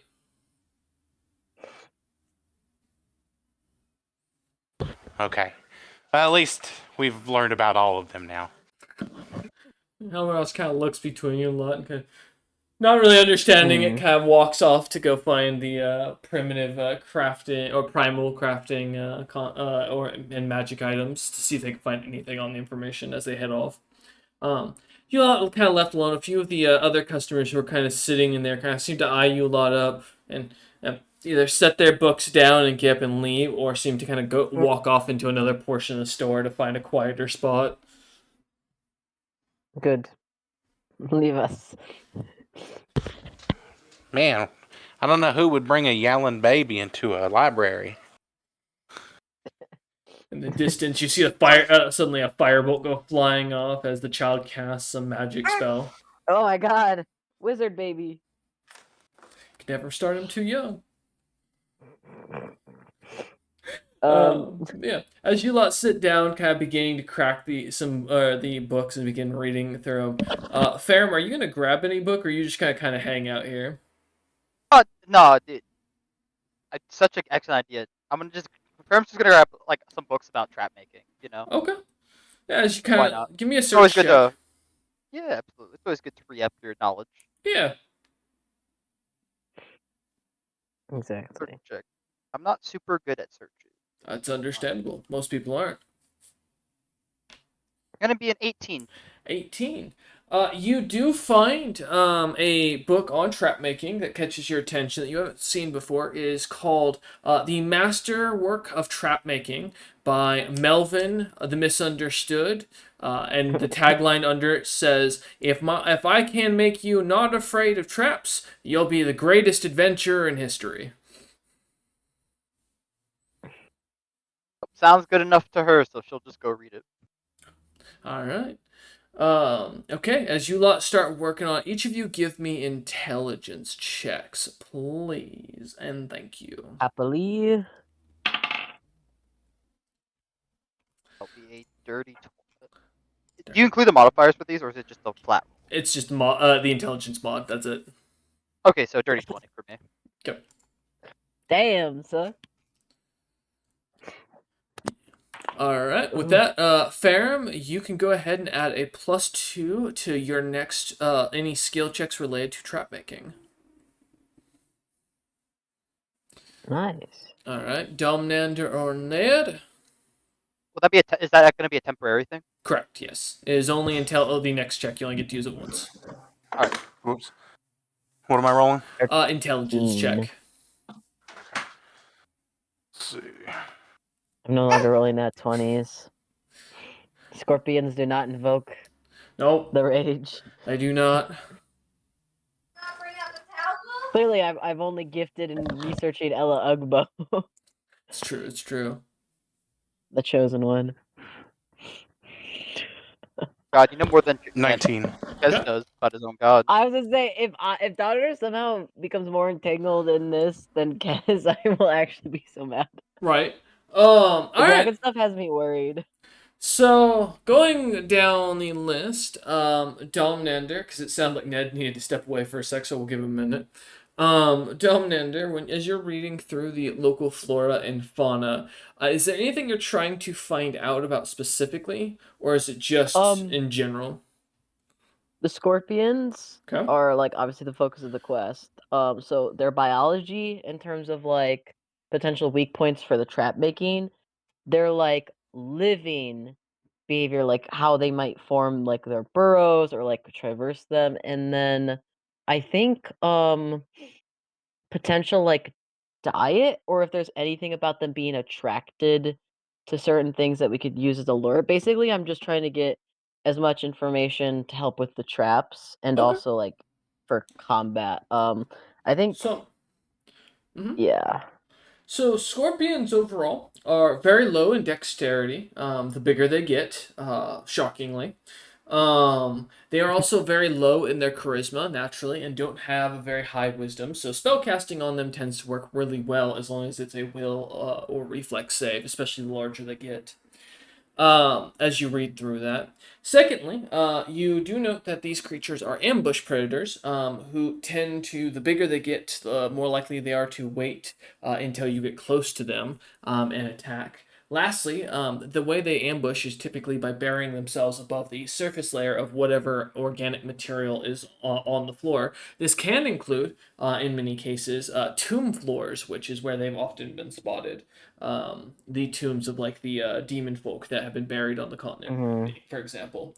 Um, as far as what they prefer to eat, they are into pretty much anything as long as the stinkier though, the easier it is for them to sense. And they are nighttime hunters. Specifically, however, they seem to be listed as laying in ambush all day and night when they are hungry enough. Lastly, they come in colonies of anywhere between 2 to 5. However, the bigger they get, the more colonies will attach themselves onto the large colony. Okay. Pretty standard stuff.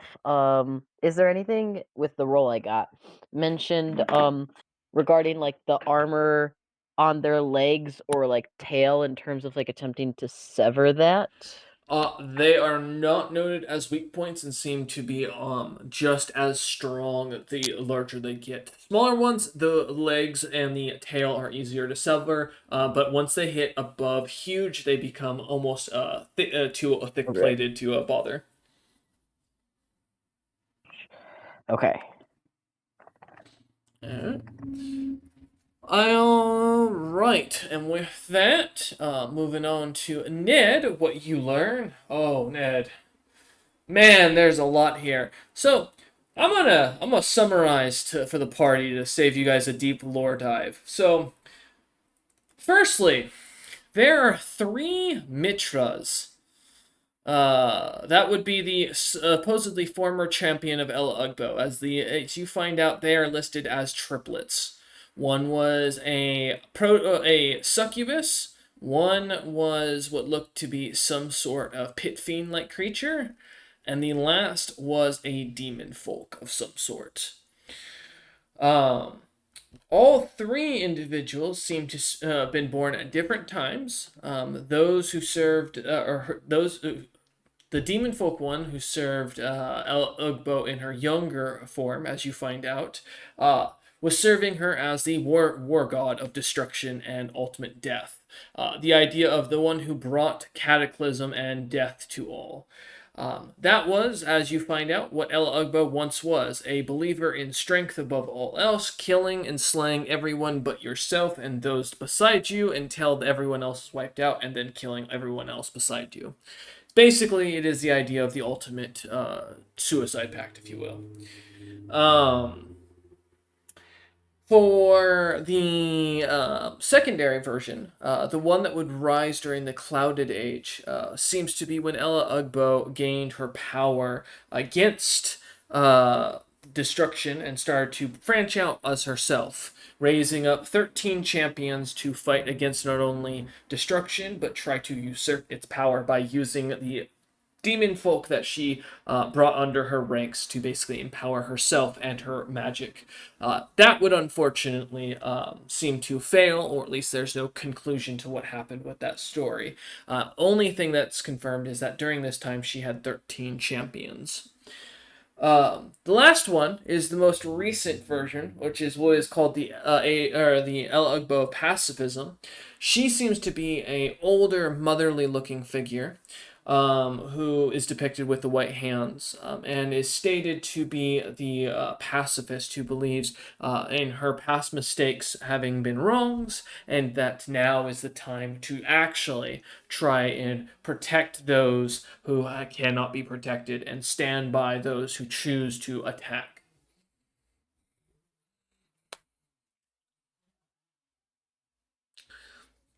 Yeah, you weren't. I was not kidding about Kaz getting a ton of lore today.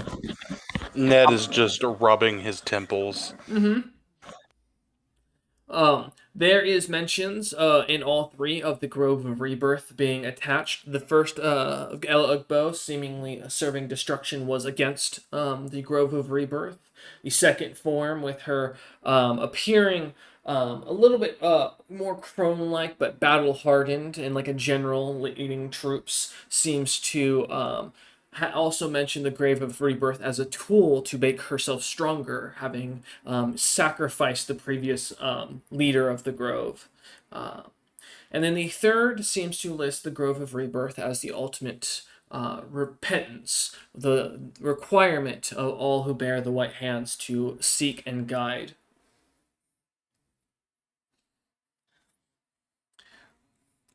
Now, as we all know, Kez will totally watch all this back later to make sure he catches up on all this information.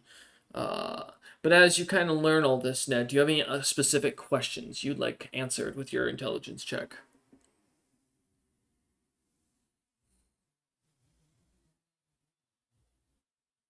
I'll take that. I'll take silence as a no, potentially.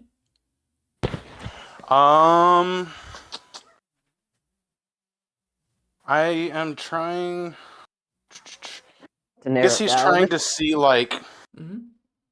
what was the reason for the change if it says any. It does not. Each time that she seems to rise to her peak, she seems to also disappear at the same time, along with all of her followers. There is no explanation, no true story, just that once she seems to obtain a singular goal, the first time destroying kingdoms and wiping out near all of those who stood against her, she seemed to just vanish, as the reports say. In the Clouded Age, she seemed to usurp the power of multiple demon folk clans, wiping out gods that tried to rise during the age, one after another, seizing their power. And then, as she had finally began to gain a dominion to influence the age, she vanished. This era, she has seemed to reappear once more and has started to gain a following. Though, as the many books read, those who remembered her seem to, or who remembered her and knew the truth of her history, seemed to seek out the new churches and were wiping them out. The last thing that you kind of catch as you're looking through is that each time as she disappeared, a singular individual would rise, someone who seemed to claim her championship or to stand by her side, and then just at the same time that she would vanish, so would they. Well, goodbye, Kez. It was nice knowing you.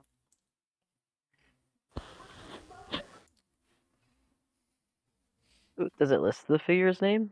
It does not, but each time they are described as extraordinarily attractive and beautiful male figures. Then it can't be Kez. I think we might have a bigger problem. So to get this straight, because I'm typing notes while you're saying, this beautiful male figure always rises to power when she falls, No, or like right before vanishes to she power falls and as her champion. right before she falls. Yes. Okay. I think Dom looks up from like scribbling his notes on scorpions and just looks at the phrasing of extraordinarily attractive male figures, but then looks at the always rising to power before she falls and just sighs.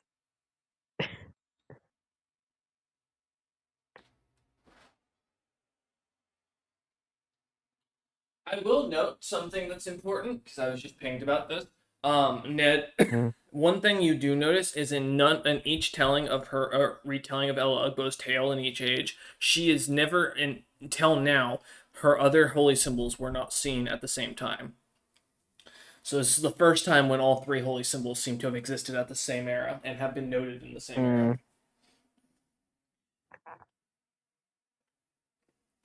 I see. And then the only other thing he'd be like really paying attention to is some of the more notable stuff about the Grove of Rebirth. Yeah.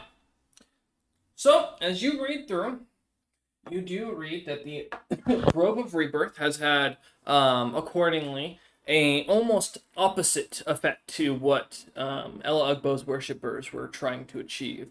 Her goal seems to be throughout the books that you gather was to destroy and cause death upon everyone.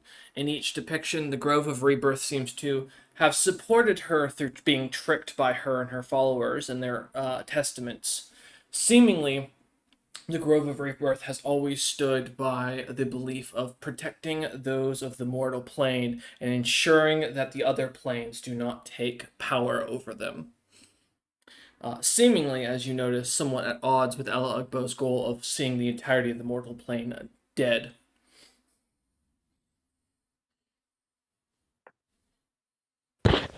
I will keep that information close to me.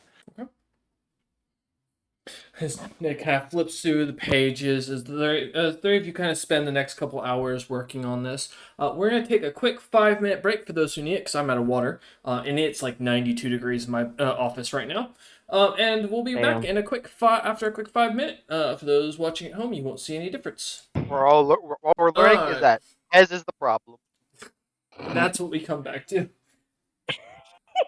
Hey, Kez player, when you're watching this back later, just remember that all this comes back to Ferrum. Ferrum is the cause of all your hatred, and you should kill them. This is a personal message from the DM if you're watching this. He can't kill the first woman character in the party. It's gonna be a bad look, especially because he's What do the you mean? femboy. He's gonna, yeah, he feels threatened. His femininity is being taken from him. Yeah, Listen, tomboys and unlike femboys, ultimate unlike rivals. Hez, Ferrum wouldn't have passed on the option to be a princess. Is all I'm saying. You know what? Fair. All right. Yeah. So as you lot kind of spend the next couple hours reading through the mini books, learning as you were, connecting the dots, taking notes. Yeah. Things kind of seem to quietly go on as the day seems to passively, surprisingly, go on without much of a hiccup. A few individuals pass by, looking at you lot strangely as they pass through the bookstore, but otherwise, leave you unbothered. Halmaros kind of checks on you over the next couple hours, but otherwise seems to leave you alone for the most part, seeing the large stack of books and the lack of interest in buying any of his books. And so as three hours pass, now roughly around lunch at this point, midday. What do you lot want to do? I know we need to out of character, I know we need to speak to Udvil about the time thing. I would like to stop by the alchemy shop again to look into or if there's another potion shop, the invisibility potions. Mm-hmm. Hey, hear me out. Ferrum can just go to the ship and get that, and then come back. Oh We can yeah, just if you meet, want to we can split the just party, we can just set up like a meetup location. Like there's no reason yeah, for us all to we stick could. together necessarily. Where would Ferrum need to get like materials for traps for? Because we could meet up there. Well, Uh, that depends on what kind of traps. Oh, I guess like it'd be a good idea to like draw up a trap idea for a scorpion, and then that'll kind of give her an idea of what Yeah, I mean, I she could would need. help you do that right now, or if you need Dom's assistance with it. But I think I would just pass you the info I wrote down about the scorpions and let you work your magic. So I will say there is a forge in town that does specialize in traps, called Master Dracon's Smithy. As far as it goes, you could try there if you'd like to head over there, Ferrum. But it does if you're just planning on doing something for scorpions. Well, let me look up something real quick. I will say also out of character, we have a lot of meat and monster parts in my bag of preserving. So if you want to use bait, I could pull out some meat and let it get stinky. Ew. Hell yeah! I think maybe the Meat. smell of another monster might So lure them out. it kind of depends on what trap you want to make. Are you looking to make something that's going to kill the creature, stop the creature, like keep it pinned down? What are you thinking here, Ferrum? Obviously killing it would be the best, Okay. but I think what would be, I think, I don't know, because it's like, I think, ha- Mm-hmm. yeah. I think main concern would be something that could hold its stinger down or its pinchers down so it can't grapple us, right? Because getting grappled and stung is like the biggest yeah, so like something that could like, Okay. like a trap that a trap that could like keep it in place and keep it from being able to grapple us, and something that would be able to Yeah, they're like theoretically be able to be reset if needed. Baron, what's your intelligence? Solid 15, sir. Okay, I've got something for you. All right, cool. Yeah. As you kind of think about it for a second, well, there's an old Looney Tunes trap that comes to mind as you hear as the mention of these things being in a ruin or a canyon. Giant rock on a string that cracks off the string and catches the scorpion's tail will work just as well to pin it and keep it away from you. Not unlike as the common trap of what is called, and let me pull it back up where I was looking at it, the swinging block trap. Just a much larger and a little bit more unique variation, as it's supposed to break instead of just being something to swing back and forth. Yeah, But that could theoretically work.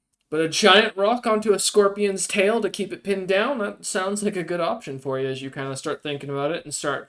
there are lots of rocks around. Exactly. Easy Yeah. to get. As you head off towards the smithy, or as you plan to head towards the smithy, that would be your best bet. Is the Master Drakon the Smith.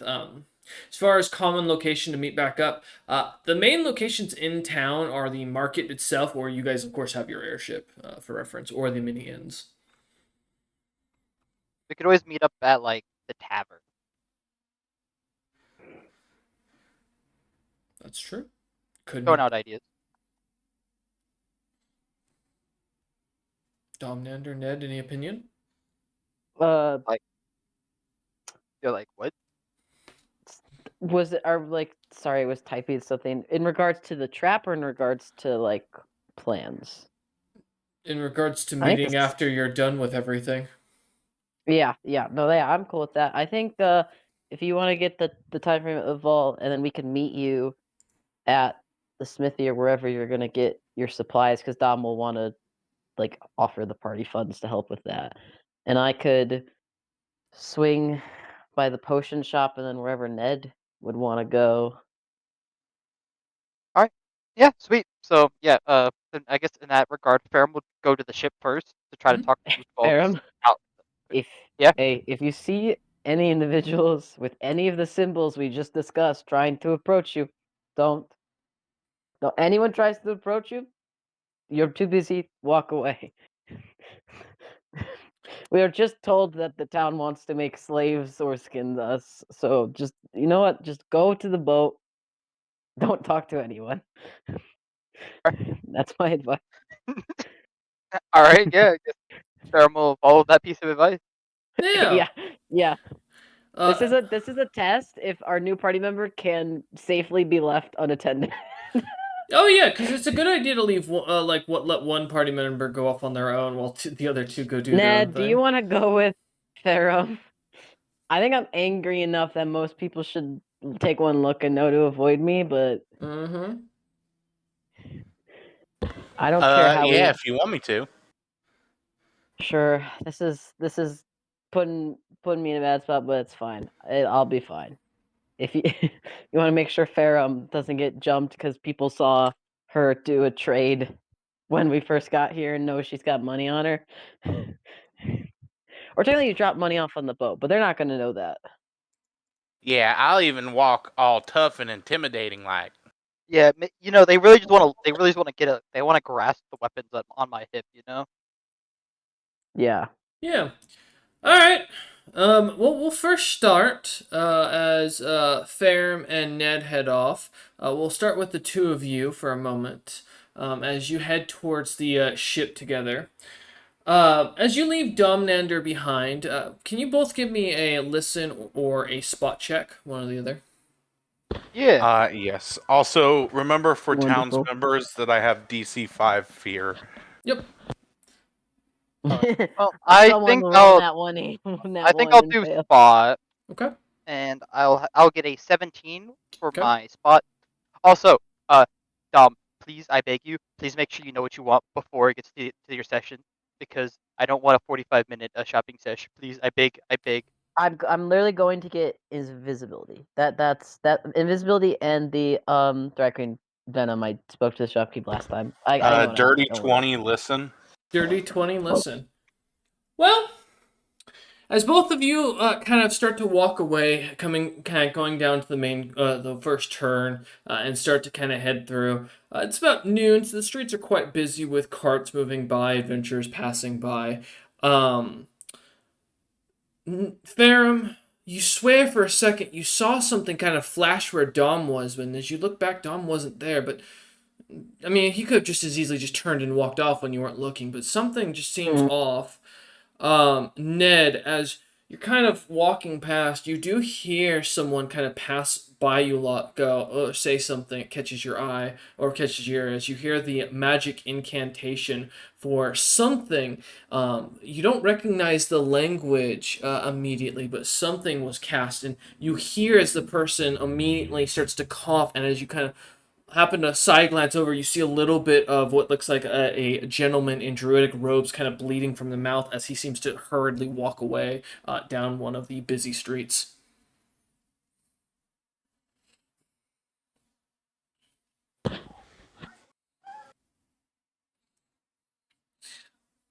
I just seen a guy stumble that way. You think we should follow? Was it in the direction of Dom, Ander? I'll point where they went. As you look over to the side road, it's like kind of basically the opposite direction you guys went for the turn, just going left instead of turning right, is not towards Domnander. They casted something. If you would like to go, you can. Split up further, yeah.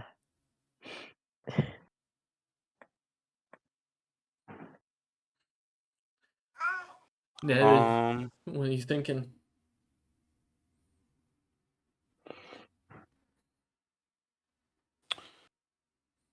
Well, Follow your heart. Ned. Follow your heart. I'm gonna cast Pass Without a Trace and slink down the alleyway, I guess. All right. As you start to kind of slink away, casting this onto yourself, give me a move silently and a hide check, please. Yeah. Let's see. Fucking Scooby Doo in the gang. Alright, gang, let's split up and search for clues. Yeah. I did not send you both together just to split up more. Hey, listen. Like, You there's a sent. chance. Sorry, There's a Domnander. chance Tom's getting abducted. There's also a chance this is a trap to get you guys to split up, and I'm just gonna be fine. It's okay, Domnander. I Just hope you don't. realize. You said move silently, and what was the other one? And hide. Hide. Listen. Okay. Farum doesn't have Should be good control at over hide. Ned. It's true. You could be Yeah. like, "Hey, I'll go with you," or Ned's very Nat easy to 20 for persuade if you said 27, no. move silent, Okay. Oh, okay. and Nat 1 for a 4 on hide. You're bad at hide, but you're a druid. But you're silent as all You're good at Hide hell. is Dex. Yep. He's very obvious, but he is deathly silent. Yeah, If you don't like look an at him, old he's not man that walks through a manor. Somehow you're easy to spot once someone looks at you, but until then you move like every house Almost creep. like You're I'm a ghost. giant green and blue blob Yeah, right. As you kind of go with running a glowing off, red horn.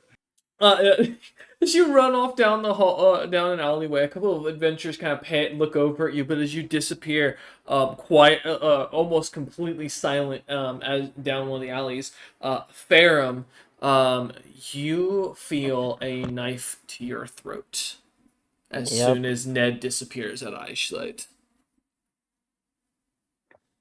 For Christ.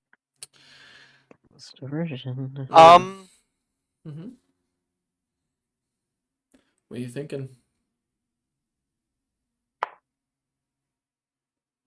I blame Kez for not being here. as you say a silent blame in your mind, closing your eyes, with hoping that when you open them, Kez will appear in front of you to take the blade for you. Um, you hear a quiet whisper. Do you speak primitive, Farum? I do speak primitive. Yes, I do. Fantastic. You hear in primitive, with a bit of a thicker elvish accent, a female voice go. And this is what you get when you throw in with the worshippers of that horrid, cataclysmic, destructive god. Now come silently, or I'll cut your pretty throat. So it is Kez's fault. I knew it. It's because we were That- reading about Ella. Farum's eyes just shoot open with a little bit of anger, realizing. God damn it!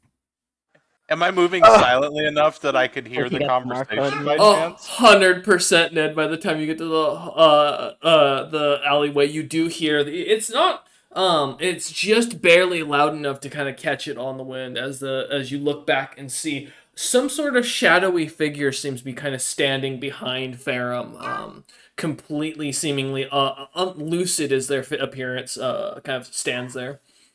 Well, I guess Go, Sarah will simply just like she won't say anything. She'll just nod and I guess just follow the person. I guess. Fantastic, as she will slowly guide you down towards the same alley that Ned just ran down, not seeing Ned. Incredible. Incredible. It all works out. As she begins to take you down the alleyway, kind of not noticing Ned's silent movement as it was as kind of. I assume, Ned, you're trying to stay out of eyesight of this person. Best that I can, yes. Yeah, you kind of run around the corner, just kind of poking your head out slightly towards the ground as you look. You do watch as Farum is led into one of the buildings you were just standing next to. That was kind of the lights were out and just seemed to be a local house. As they open up a side door and kind of push Farum in there, keeping them at blade point.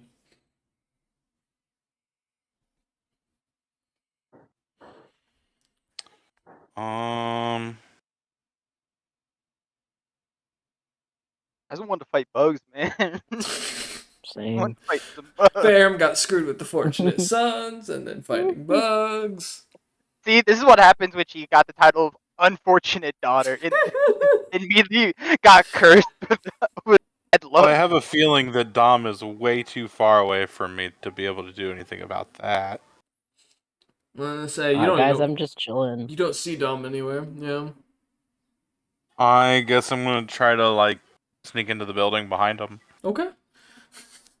Moving in silently behind him as you kind of walk it, kind of sneak into the door as it's closing behind her. As Farum, you look behind, and this woman is, as she turns you around as you lock eyes, is a half drow, about the same height as you, with her hair cut short to almost a pixie cut, and half of her head shaved. And behind her stands a giant grizzly bear of bioluminescent blue and green fur. Just towering over her as she holds her knife out towards your throat, looking at you. She's from the Grove Rebirth. She looks at you and she kind of smiles in Draconic and goes, "Now, I'm going to make sure that Kedliz gets here, or not Kedliz, sorry, Kesnanok, god damn it, Kesnok gets here to save his little teammates, and we'll ensure that the rest of you, once we have him, go home safely, assuming you don't give us any troubles, young Trahir." Yeah, Firm's she just got has her hands. She doesn't have her hands up, but she's just like, yeah, whatever. He put me into a pack of service the first time I met him, so I don't have strong ties with him yet, so Kind of looks at you and goes, "Pact of service?" And just kind of shrugs her head and goes, "Here," as she begins to kind of lean down, pulls out, still not noticing Ned behind her, pulls out of a bag of holding or a thing of manacles and walks up to you as she straps them down on your arms. Before she does that, I would like to quick draw. Oh shit! All right, let's see what you got. Oh. sleight of hand. That will be a 16, sir. To hit? Does not hit. Oh, well, actually, for my flat-footed...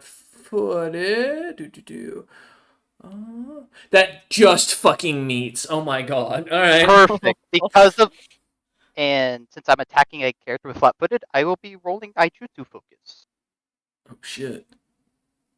Incredible. That'll be a... Holy shit. She is not going to have a good time. That is going to be a 35 Aijutsu focus. Oh That's my going to add god. 66 to this. Oh, You're no. gonna piss this bear off, dude. Ned's gonna, like, come in behind thinking he's about to knock her out, as Ferrum just cuts her in half. Ferrum does that enemy move where, like, the sword sheaths unsheathes and the watermelon just shatters in half, Exactly. but with a woman. Samurai Jane. And it's 66 it up. As he rolls his mini dice.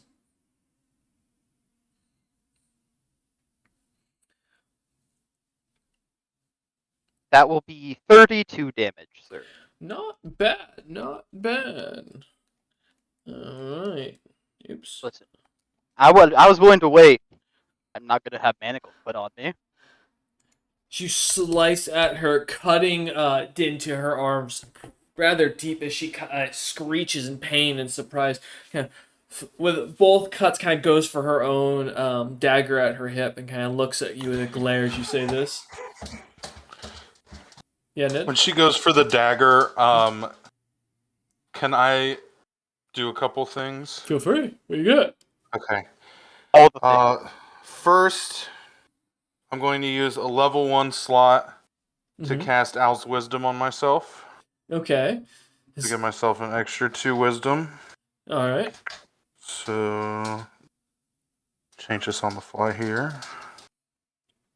And then I'm going to use a level 2 slot to use my wisdom instead of my strength. Mm-hmm. I'm gonna bonk him right in the back of the head. Oh no, okay. Let's see what you got. Let's see. Put me at 5.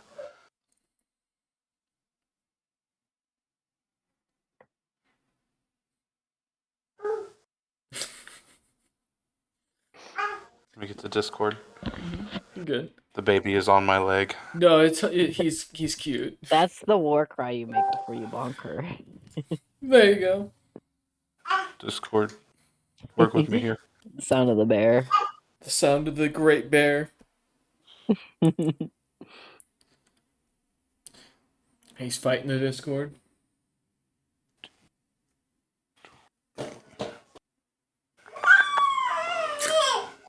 There's the war cry. Hey, That's the war that's cry. I was like, that's a mighty war cry if I've ever heard one. 28.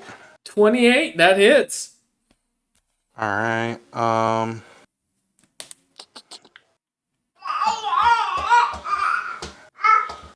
she's gonna sound here in a second. is she poison resistant by Let's chance? interact. I am not. Hell yeah. Oh shoot. I might have to rush my computer. No worries. Take a second. I got you.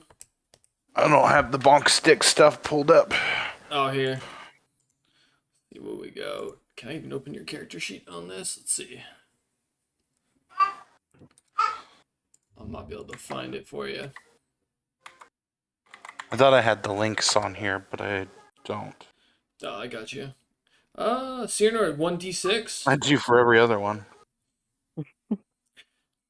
That's fair. So 1d6 plus 5 magical bludgeoning. Oh, no. Everyone wants to knock me unconscious. I didn't even do anything. I was gonna stab one person.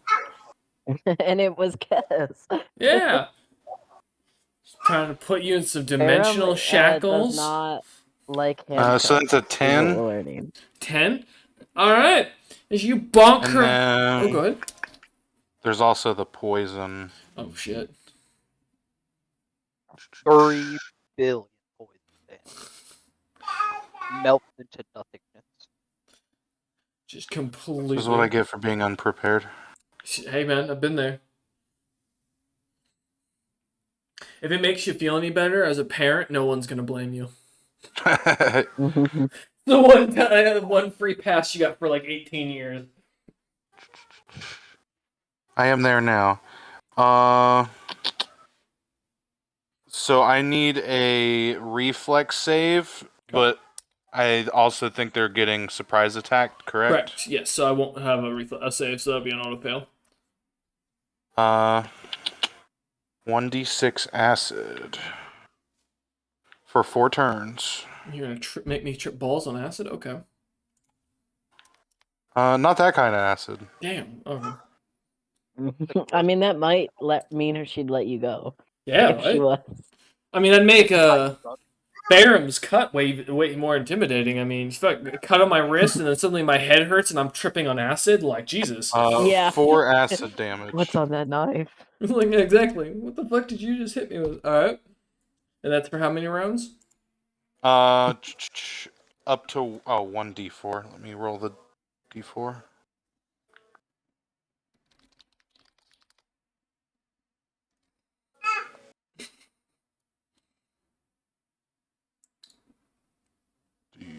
D4.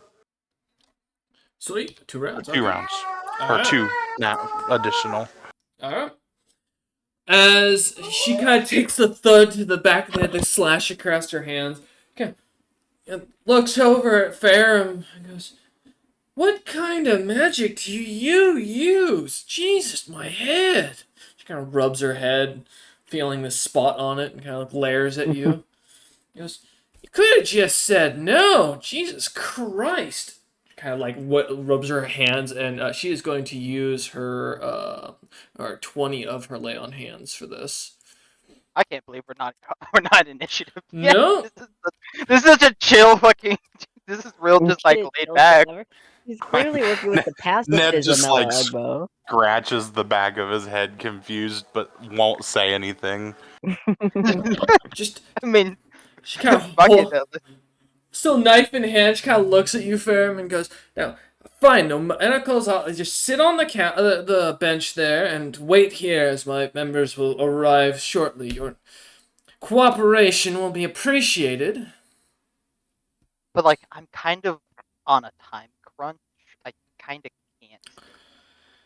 If you don't decide to sit down, I'll make sure that the gift I left on your airship explodes, and then you'll be stuck here Oh. with the rest of us.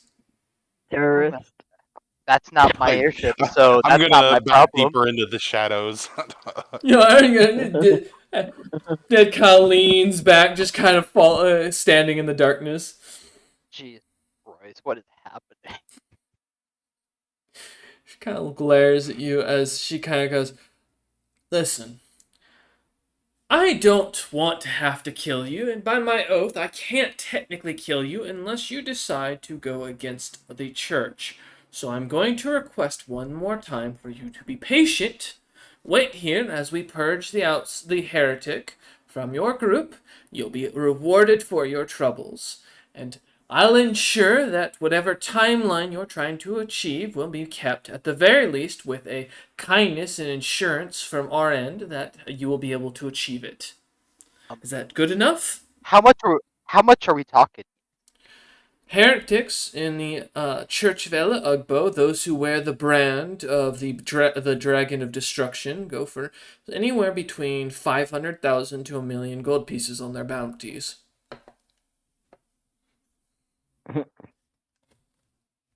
And is a decent chunk of change. It is indeed. Our church is very kind with its and generous with its rewards. Also, by the way, who's that behind you?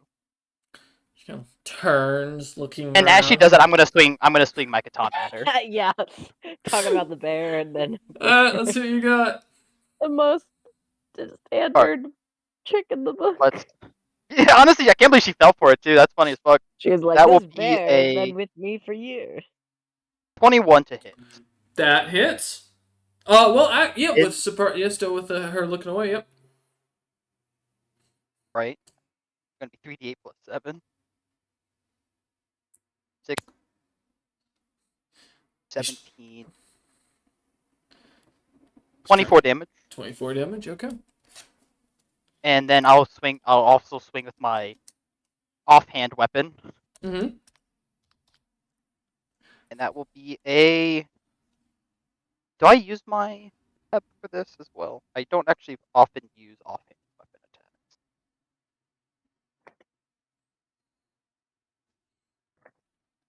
And then this will be 23 to hit. 23. That hits. Go ahead and roll.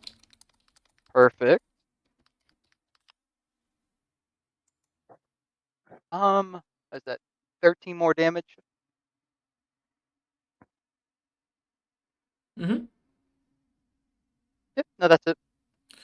Okay, 13. I'm just noting that.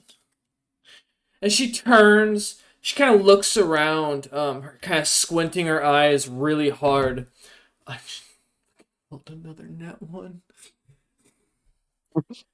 She looks around, looks directly at Ned, and goes, "There's nothing. What? God damn it!" She like feels you slash across her back and like take the splatter of blood going all up across or up onto the ceiling and hitting the side of the wall. She turns and glares at you and goes, "Smack me once, shame on you. Smack me twice, shame on me.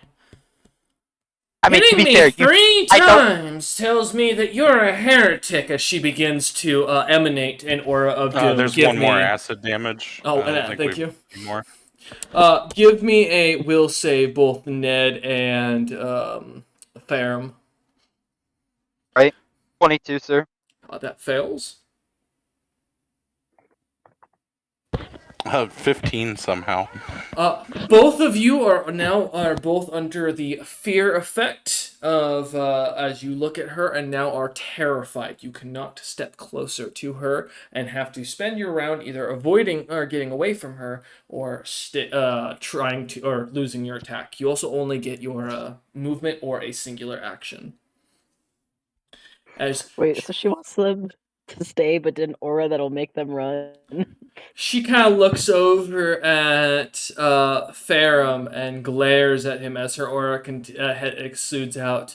And as she does, Farum does a 32 hit your AC. Yeah, 32 hits. That is 112 points of damage in total.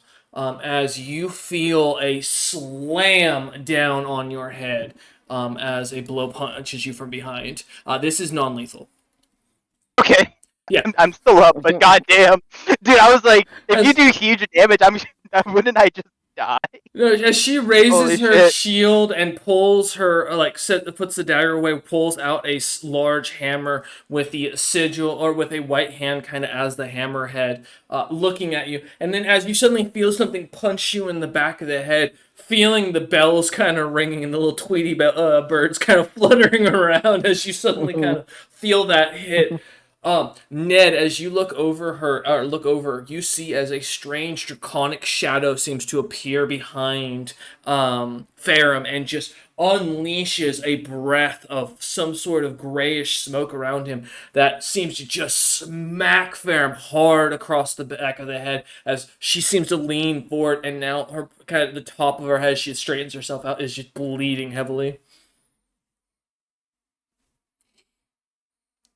All right, now we enter initiative. My eyes are just wide, watching from the shadows. However, I'm going to give you a chance. Are you going to continue to fight Farum, or are you going to stand down at that point? Everyone's like, shit. God damn it. I won't lie. My first thought was that the Farum would just see the door click closed. Ned gone. Ned's running. I love that. No, yeah. That's Farum, fine. so are you going to keep fighting, or are you going to stand down as she's going to ready herself otherwise? No, Farron's gonna go fucking sit on that couch like a little bitch and fucking rest. Farum, as you turn around, you see this dark black adamantine golem that's standing almost directly behind you as you like almost bounce off of them about directly your height and shaped like a carved like a perfect dragon. The creature's eyes seem to be, or its head seemed to be made from a skull of some sort of dragon itself. The creature seems to bear a mark that you swear you've seen somewhere before, but as you kind of like walk around it, the creature kind of just seems to follow you with its head until its body fully turns, not really moving otherwise. As you take a seat down, she kind of, the elven woman kind of looks about, or looks at you and smiles and goes, "All right, now where's the large bear friend that was following you?" Probably ran like a bitch. As I don't know. we cut to Ned. Look at Ned. Are you leaving, or are you going to stand here and watch what happens? Oh yeah, no, I left and I'm Oh. like sprinting down the alley screaming for Dom. Yeah. As we suddenly cut to Ned, and like as poor Ferrum looks over and just sees the door kind of clicking shut as he says this, realizes he is alone or she is alone. As Ned That is runs Ned's off. exact panic. Nice. We cut back for a moment, rewinding. Dom, as you watch as Ned and Ferrum kind of head off, someone The bad feeling. a very short figure that seems to have like almost a cat-like appearance. They're fully covered in fur, kind of standing on two legs. Short, about 2 feet tall, and dark black fur with a what looks to be a skull kind of imprinted on their forehead in their as a part of their fur pattern, almost completely in white. Their eyes seem to kind of glimmer with a golden coloration, and they're kind of covered seemingly in head to toe in what looks to be a thick cloak that covers what you can hear is jangling armor underneath. As they walk up and just stand in front of you and look up at you and smile with one of their teeth kind of glimmering gold as the fang does and kind of looks at you as they lick it. I do have constant see invisibility if that's showing me anything I can't. It does That I not, would which I guess should be notice. Okay. scarier as you're just being approached by a short cat Yeah. person. Dom is like sees Ned and Ferrum split off, immediately feels like a psychic headache forming. Like is I think immediately is like maybe I should go with them, and then sees this figure and is gonna pause and I don't have to draw a weapon because I just have my fist, but I'm just like looking at them. I'm gonna wait for them to speak, but between Dom and the news this morning and the warning we got from the mayor, Dom is really ready at the first sign of provocation if this person goes at him to like fucking whammy. But I'm also keeping, I guess I'll say, I'm keeping a side eye for a potential ambush if this is a distraction because I'm Yeah. now alone. I don't have backup to watch my back. Kind of looks up at you and goes, "Hello, Domnander," as he speaks in giant and goes, "I am a friend of an old acquaintance of yours who's no longer with us, but I thought we might discuss a few things if you're interested." What acquaintance? An individual who once wore masks, was very good at being in the shadows, an assassin by trade, a brother by blood. I think Dom's eyebrows furrow slightly at the brother by blood bit. You are mistaken. I only have brothers by bonds. I have no brothers by blood. Oh, but if you don't wish to come, you won't ever learn the truth now, will you? I'm sense motivating this guy, by the way. Sure. I hope you expected that. No, I expected it. Go ahead. Yeah, I say this guy is like, come to me alone to tell you about a brother you didn't know you had. Saying I'm a friend of an old acquaintance who, yeah, a guy who wore masks and snuck around. You know this guy who hasn't been in your party for years now, who you left on kind of bad terms with. Yeah, I'm his friend. Also, Dom would know that he worked with Utham. So after being disowned and labeled a criminal, I think Dom thinks this is a bounty hunter. I think Dom is quite confident this dude is here. Okay, so that is a 32 on my sense motive. And what are you trying to gather exactly on him specifically? So I'm trying to determine, like, obviously why he's leading me away. Like, is this he seems a little smug. Is this like a trap? Does he just have news? Is he just a naturally suspicious person? But I think I'm also trying to gather, like, is it like, is he talking about Aldrin or is he talking about someone else? Or like who, He like, trying to vibe he does basically the seem whole situation. But okay. He Mhm. does seem to be talking about Aldrin, for reference, Okay. specifically. Though you do look him up and down, he does seem to be a cleric of some sort. And he does, as you notice, is seemingly wearing a unique sigil of something under his cloak that just catch the top of that looks to be of some sort of white-handed looking symbol.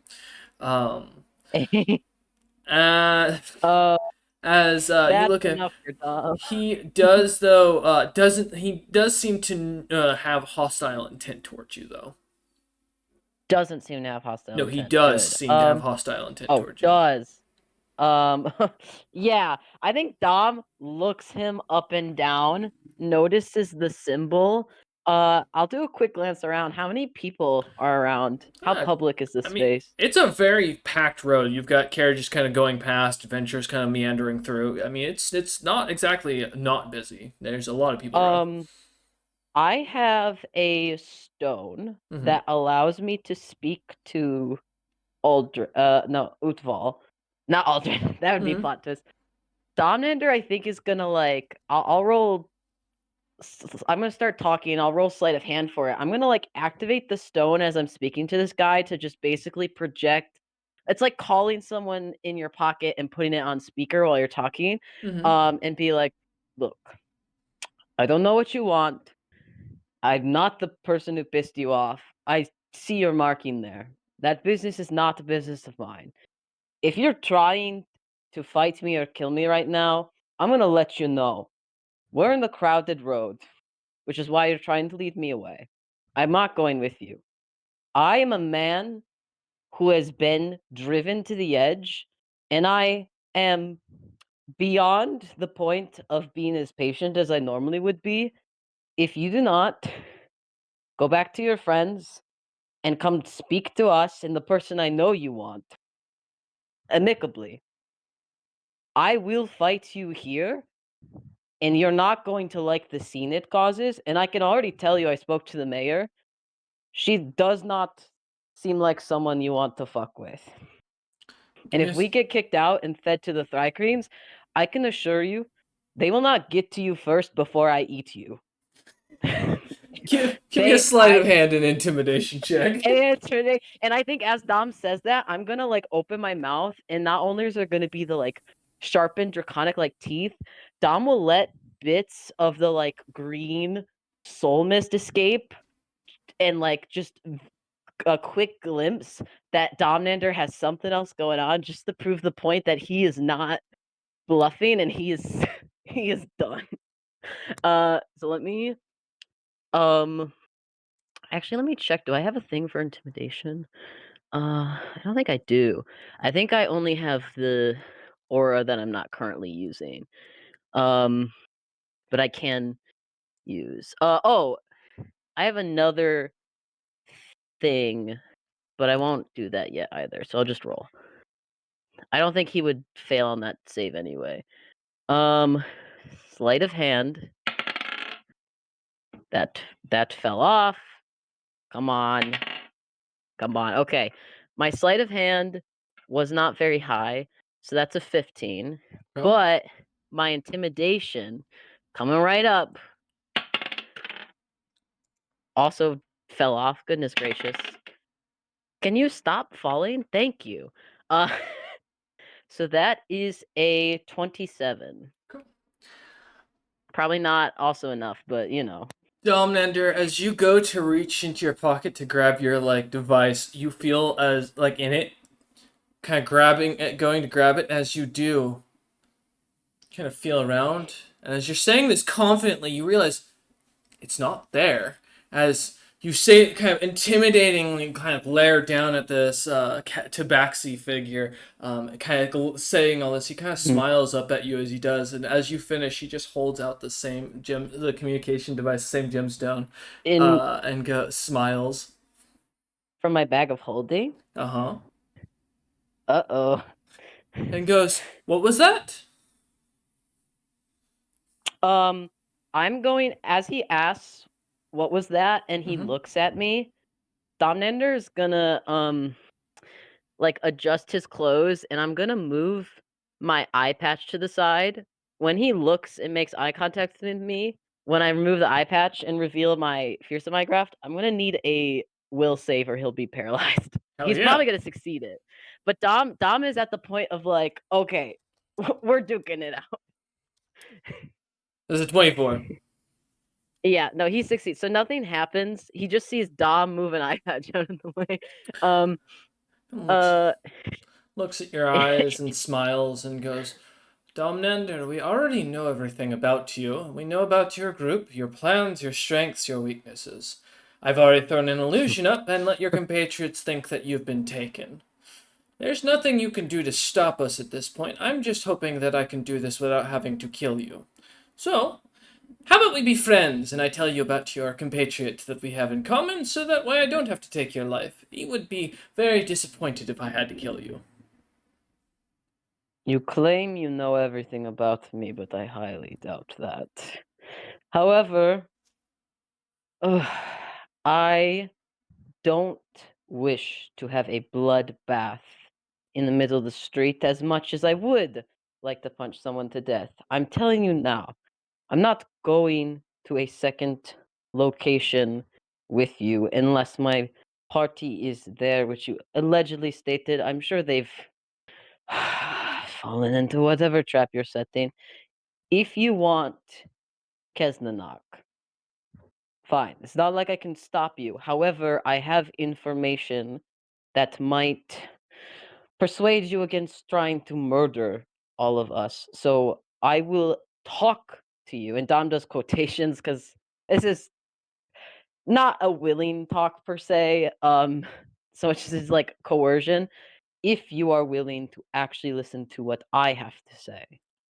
If not, then I die a fool on the street here. I really am not in the mood, but I'm willing to attempt to figure this out more for the sake of not causing a scene than the fact that I don't care about any of this religious mumbo jumbo. I believe, based off the symbol, you're probably on the right side of things.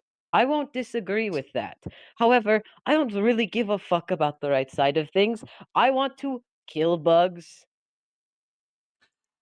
Kind of So if looks you up at you, well, oh, cutting you off, and kind of goes, "You talk so much. You think I'm afraid of making a scene? Okay." As he turns, and he is going to roll to attack a random stranger on the next to you that is just uh, walking by.